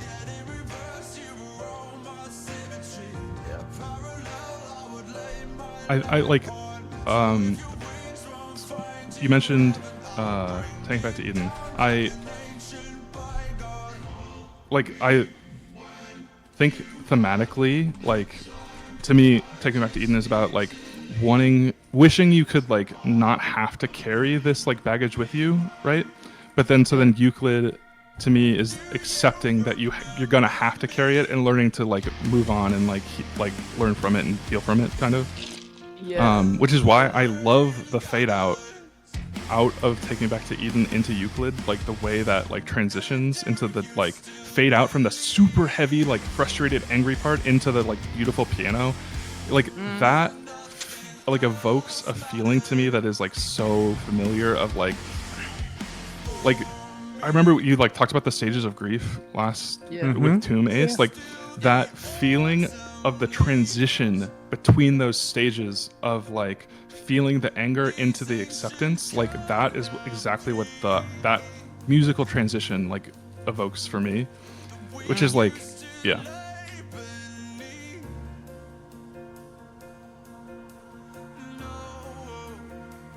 it's a really good song. Yeah. All right, Ray, you want to tell us why you don't like it? Okay, so here's the thing. Whenever I was doing my notes, this has been a very busy week. You saw last night, Liz, whenever you were getting all those bandmate notifications, why it was a busy week. I was making a lot of videos. But Jack kind of in the chat said it very well. He had said, the only reason this is number 4 for me is because on a purely stylistic level, I vibe more with my top 3. But God, this song is utterly beautiful and incredible. I really do love this song. But like, in terms of like musically, instrumentally, which is like typical, like whenever I started this whole journey, that has been my thing. Like I used to never listen to lyrics. So this whole like Sleep Token thing has been definitely opened my eyes to it. And the how can I say this? That's the reason it is so high. But I mean, as just in general, it does sound really good too. It does sound really good too. Not just like what it means, but I don't know. I don't know what else to say. Like, if I'm listening to Take Me Back to Eden or The Summoning or Aqua Regia, I'm more like pumped. You guys know where I listen to my music. Like, don't need to say. Yes. I've already taken enough shots. So it's like this one does genuinely like make me kind of like it gets me down or it makes me like more in like my emotions, you know what I mean, than other songs. And I don't know. I did love your reaction when you were like, oh no. I was like, no, yeah. And then unfortunately the video that I watched in my reaction video is a lyric video, and they spelled divine incorrectly. No, you were like, and it took me out of it entirely. It took me out of it. I'm like, oh my gosh, because I'm like a bit of a stickler. I'm a bit of a, you know what I mean, grammar Nazi. So despite me not being able to spell, apparently. But yeah, it's a good song. The thing, I said I didn't have any notes for this because I've been doing my notes the past couple days, but I've been busy. I never finished that story. I've been busy, and I got all the way through Take Me Back to Eden, and I was gonna do Euclid before stream, but then I was like, you know what? These guys love Euclid so much. I know at least 2 of them are gonna have it at number 1. So they'll talk, and I'll just say yeah, for sure. I know Mike has something to say. You knew I had something to say. So yeah, you guys covered it great. Yeah. Can I go? Yeah. Yeah. Okay. You know I did it from beginning to end. And I didn't do it all in one day. It took me... About 3 or 4 days. Your notes? Like the discography. No, the discography. Oh, the discography. Okay. Like I started with... Well, I heard Nazareth first. And then I heard that I should do it in order. Kind of like you did. Like you did Granite first. And you're like, I got it. It's taken me months, though. That's so crazy. Yeah. Well, because I wasn't doing reactions yet. Yeah, I was just watching reactions. So, by the time I got to this, I remember, I legitimately remember where I was when I heard it. I was driving to pick up Kimmy. And I got about halfway there and I'm listening to it. And I got to the line when he says, "The night does not belong to you." And it started to just hit me. And I was like, there are 2 songs that have made me cry live. No song has ever made me cry, not live, just listening to it. And I was like, oh no, all right, keep it together. I got a lump in my throat. And then, This Bow is broken through. And then all the layering, which is like peak layering Vessel. Like you've done it so well throughout the rest of the discography, but he like took it to a whole nother level here. And then as soon as the lyrics to "The Night Does Not Belong to God" come back in, the dam broke. I'm like ugly crying while I'm driving because it's like watching a trilogy. Like it's almost like watching, Return of the Jedi after you've seen the first 2 Star Wars movies. You're just like, oh my God, this is the end. And at that point, it would take me back to Eden, been out for a year, but we had no idea that Arcadia was coming out yet. So I was like, oh my God, this is not only the end of the story. Are we ever going to have anything next? Yeah. Are we going to have anything next? Like that was the end for me. Yeah. It probably the first 20 to 25 times I heard it, I could not get through it without crying. I can now. There are times it will still, I'll catch myself being like, oop, nope. Yeah. Keep it together. But Yeah. You mentioned like I can picture exactly like where I was hearing for the first time. Yeah. I like the first Sleep Token song I heard was "The Night Does Not Belong to God," and so that was like my introduction to the band. Yeah. And has always been my favorite song by them. And I'd like loved that song for like 3 or 4 years at least. So that like when I heard Euclid, so like that experience is just like unreal of like have like being so familiar with that song and having an emotional connection to that song, and then like having them call back to it like that is That's wild. Like I was like in my garage, I remember it very specifically, like about to walk out of the door. I like remember the exact spot I was standing, and I just like stopped in my tracks. Like it's just like crazy. And like, okay, there I know I've talked to you guys about this, but there's a connection between this Euclid and "The Night Does Not Belong to God" that like is I feel like most people wouldn't know. This part that he's singing out, the night belongs to you, the spot is broken through. The melody and the rhythm of how he's singing that is the exact rhythm and melody of the guitars in the chorus of the Night Does Not Belong to God. Yeah. Which is crazy. That's like such a next level callback. That's like so subtle. No one will like pick up on that. It's like I literally did not notice it until I noticed it on accident when I was like layering them together. I was like, wait, what the fuck? It's the same. And it like blew my mind. That's so cool. So like, And then he goes and rhymes me with me. I mean, I'm just saying. I'm just saying, guys. I'm just saying. And I want someone to clip that. That's funny. Okay. Anyways, go on. Crow, clip that. I think I like another certain song on Arcadia now even more because didn't they steal some chord progression from Euclid Okay, cool. I think that was making Damocles. sure I wasn't losing my mind. Yeah. No, I don't know. I have no idea. Just shut up. I think it's a very intentional callback in that song. I think so. Yeah, definitely. Okay. I love that first. Do you remember me? It's so strong. It's every single time. I love it. Also, I love playing this song on piano. This like this part's so nice, and the musically, like in the later section, like when like the whole band comes in, the rhythm that the piano is playing is actually really interesting. It's this kind of like it's not triplets, but it's like just like got this kind of interesting pattern. It like goes across the bar line is what I was trying to say. So like the pattern goes across the bar line in a way where like every like 2 times like it doesn't sync up with the chord changes and like what the guitar and drums are doing every time. It like changes where it lands on that pattern every time, which is really cool. I feel like that makes it more fun as like a musician. Yeah, things are it not sounds the like same. he's just like at the piano, like, I'm just going to do what I feel like doing. Like, while they're all in time, he's like, nope, I'm just going to play my chords. I mean, if he wouldn't... I know, Bro, Vessel is so off time sometimes. I know. He's so what? He's so off time. He can't keep time. He can't keep time. Like I pointed out in the live from the room below, he is so off time. He's shit at keeping time. He just needs to be there. And, like, I was gonna say, he needs a drummer's internal rhythm, whatever. Yeah, internal clock. Oh, that was the other thing I was gonna say. If you're not actively listening for it, the drum, you don't notice how freaking fire the drums in this song actually are.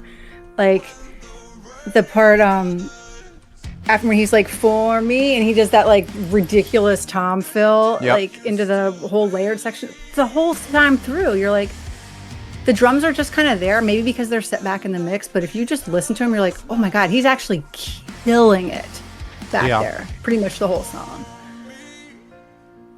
Yeah. Maybe I'm crazy, also, but you're not. This is random.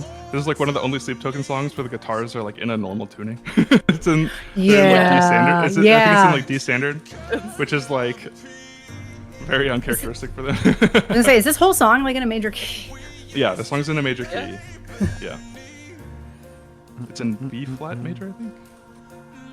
Might be remembering that wrong, but I think so. Yeah. One thing I'll say quickly, this is completely unrelated, but Kintsugi had said something in the chat about piano and stuff. What I will say, as a drummer, a casual drummer, you guys have seen my drum intros, like Look to Windward, Sugar, High Water, all that. Too much. You're good, actually. Thank you. That's very nice. If you're Right like either thinking about getting back into instruments or literally trying it for the first time, I will say, like, listening to this music is amazing, okay?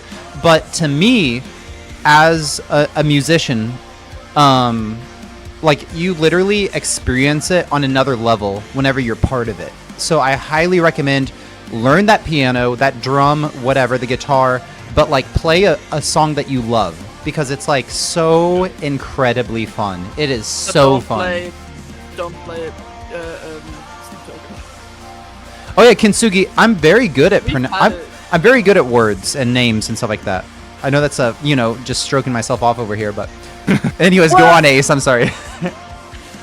No, like we talked about this. Like you shouldn't start with Sleep Token because Sleep Token is deceptively easy, but not on the has drums. Such big hands Oh, yeah. that like a beginner, Yeah. especially, would not like That's funny, play Liz. most of the Sleep Token stuff because like not even advanced people, like advanced players who don't have like the physical capabilities of this, like could easily play these songs. Yeah, I mean, like, find a song that you love. It doesn't have to be Sleep Token. Like, okay, so for my High Water intro, I actually I toned it down to 90% speed. That's not 100% speed. Even then, okay, you're like, okay, Reagan, you're trash. Watch the drum intro. It is so incredibly difficult. You guys see me writing the ride cymbal the whole time while I have so much going on. I've got like these drum fills, but it's like I'm using the bass as well. It's like you can't really tell because you can't see my knee. It's just like it's a lot. It's really hard. It's really hard. I'm not gonna lie, I was impressed with your Look to Windward one. It was Look to Windward was whatever. That drum fill at the end of Look to Windward was incredibly hard. But okay. yeah, go on, Mike. This is too off topic. Yeah. Do you know if the part at the end is that a like 7/6 polyrhythm? I think that's what it is, but I don't know. So here's the thing. Like I understand polyrhythms, but I don't know 7/6 polyrhythm. I know basically nothing about music, okay? I'm not trying to say I'm a poser because I actively tell people like, hey, I'm just a casual drummer. I never learned music. You guys are talking about like chord progressions and like keys and stuff like that. Like it's something I need to learn, especially if I'm going to be, listening to music and like talking about it and stuff like that. But yeah, I have no idea.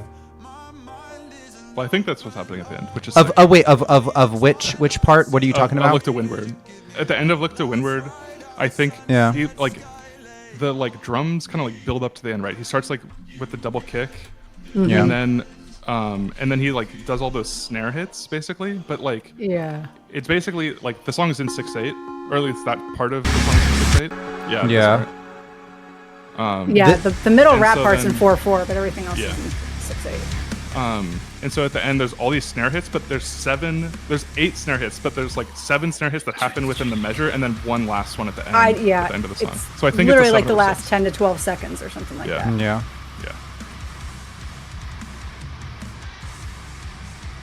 Look to Windward was hype, by the way. Yeah, it's so good. So you guys have not seen my. I mean, if you're a. Wait, let me listen to this for a sec. You literally just missed it. I was listening to it. Yeah. Oops, I made it silent. We'll listen to it for a sec. Okay. So sick. This part. Is it? No. It's at the very end. It's like the last Yeah, measure. I thought there's 2 more measures here. This part.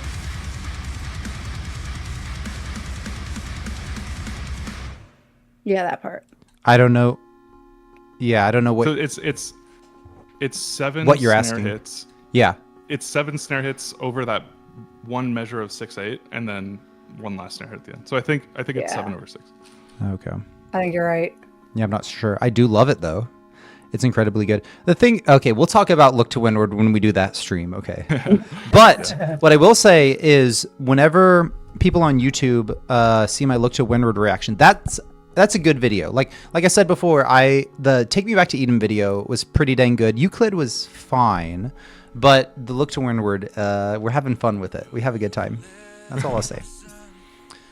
By the way, Reagan, if you want to scroll down now. Yes. I've got Okay. The community rankings. Community Yeah. ranking. Nice. So to reiterate, we took people on Discord. We took their rankings. Ace did. Thank you, Ace. And what they did was put them together, like average them all out, and this is what we got. This is the average ranking. Take Me Back to Eden, number 1, makes sense. Euclid's bad. I'm surprised it's that high. That's a joke. What'd you say? Is the summoning supposed? Granite's on there twice and summoning's not. I think Granite's summoning's supposed to be 4, on surely. 4. Yeah. Yeah. Oh, People love Ascensionism. A lot of people had Granite really This is low. good. Granite's so good, we got to put it twice. So yeah, so here's the thing, like Ascensionism, it makes sense that it's that high. I figured a lot of people would have it that high, as well as Vore. That's why whenever I had it pretty low, I knew that was going to be a little contentious. Granite at 8 over Chokehold and the Apparition. Chokehold Yeah. makes sense. I don't think the Apparition makes that much sense. I think Apparition is good. Wait, let me see. Ace had Apparition really low. Did Liz too? Let me see. Yes. Liz had it 9. I said it was Ascensionism It's 7. Timu. Yeah. I think it sounds completely different than Ascensionism, but It's just like a similar structure to me, just 2 songs later. Yeah. yeah. I mean, Oh my Don't God. completely Crank disagree, this I just song don't up. mind. I can't get a good. What'd you say, Liz? Crank this song up. What? Look to Windward? Yeah. I'll turn it up a little bit, but I we're still know. talking for a little bit. No, I know. So that's the stream. First of all, I appreciate Ace, Mike, and Liz joining me. Beautiful thoughts. I love the commentary. Very civilized. The only uncivilized person was probably myself. Also to everybody else in the stream, first of all, thank you for joining the stream. Wait a sec. It's now a little too loud. Now I can't focus. I'm getting too hyped by listening to it. I'm pumped. We are going to have another. I mean, if Mike and Ace and Liz, if you guys are up for it, we're gonna have another one for you. Not Euclid, freaking even in Arcadia. Dedicated Euclid stream. I'm down. Yes. Okay. So we're gonna have a Euclid stream. After that, you guys are down for a even in Arcadia stream. Yeah. Bro, Yeah. I Okay. feel hyper after that- analyze this. After that, we need to do all 60 songs. We need to do what Ooh. we need to do what Metal Roundup did and have So- like 20 minutes. So I am down for that, but what you guys have to understand, I really need time to sit with like sundowning especially, but all the songs, because like I've been just going through all the songs, and like whenever I'm listening to, like I've been on Even in Arcadia, but I don't know if it does a disservice to my reaction videos, because it's like I listen to Even in Arcadia, that's where I'm at right now, that song in the album. I've not been listening to the album, so it's like if there's references to Caramel or Emergence or Look to Windward, I feel like I might miss them because I've just been focusing on Take Me Back to Eden this entire time. Right. Sure. Yeah. So yeah, we'll eventually do that. Actually, the next stream that we're probably going to do will be people in our community discussing their rankings. In Dom will come on here, tell me why I'm completely wrong about Vore. I need to change how I'm. She'll tell me how I should change how I'm hardwired or something. Yeah, so we'll have a stream like that. We did one for Tomb. Yeah, go on, I Ace. don't know if you wanna do like 1 week off, like not off stream but off like ranking, and Yeah. do live reaction, like live videos. Yeah. For the So if you are following the stream, first of all, thank you. We will stream more in the future, and either video games, community stuff, or like live things. We did a From the Room Below stream It was okay. But like I am planning on reacting to some live stuff. I'm planning on reacting to some like Drumeo, like the summoning, offering things. So I might do some of this stuff on stream. I might do some of it off stream because some of it I would like to put on YouTube as well. You can just take the VOD of this and put it on YouTube. I definitely can, but I mean, yeah, it's definitely a lot less serious than my other videos because I've said in maybe my caramel video, Liz, like in my sleep token videos in general, I'm like locked in. I'm like, I gotta focus because there's so much, obviously I'm trying to listen to the music, the instruments, whatever, but I'm really trying to pay attention to the lyrics. I'm trying to understand what's going on. I'm listening to it to my first time. And it's difficult. Yeah, but the live videos are chill. I know. Yeah, already. Exactly. I can just karaoke it and have a fun time. Please no. But what I will say, what'd you say, Liz? I was joking. I said, please don't. I was joking. You can sing. You can sing. Okay. No, you can sing. You can sing. I mean, technically, I have the ability to sing. I'm not very good at it. You do. I'd say yeah, I might be a little annoying though to my stream because I might pause it. I might talk about stuff because 2 definitely adds a lot. So I'm very curious what he does in the live performances. Anyways, I don't know much about 3 or Ivy. I literally have seen next to nothing. The only live thing that I've seen, like the whole thing, is Look to Windward from their most recent tour. Ash, we love Ash. She had sent me a live, Look to Windward opening, whatever. Hype, so Did she send you the one where Ivy got eaten by the curtain? No, I don't think so. I don't think it was that. It didn't happen twice. It was awesome. Yeah, it did. It happened at Rock Am Ring and Rock 'em Park. I don't think it happened twice. I think that was just a... Okay. Oh, it might have been the mic stand. Fucked up the titles. Oh, Yeah. okay. Got it. Yeah. Yeah, because I think he stepped back and it might have just gotten like his mic stand. So I think what I will do, and I'm not trying to drag this on, but I think what I will do is I will have these live streams where I react to like some live things, but I will repurpose it and put it on YouTube. I don't know how well that'll work because literally, yeah, it'll work fine. Whatever. Yeah, people do it all the time. You're good. Yeah. Okay. Yeah, I have nothing else to say. Anything else you guys want to say before we head out? Discord hangs after this.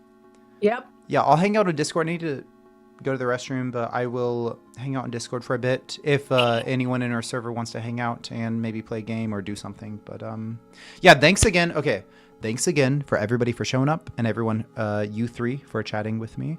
And we'll see you for the Even in Arcadia album ranking, okay? Bye-bye.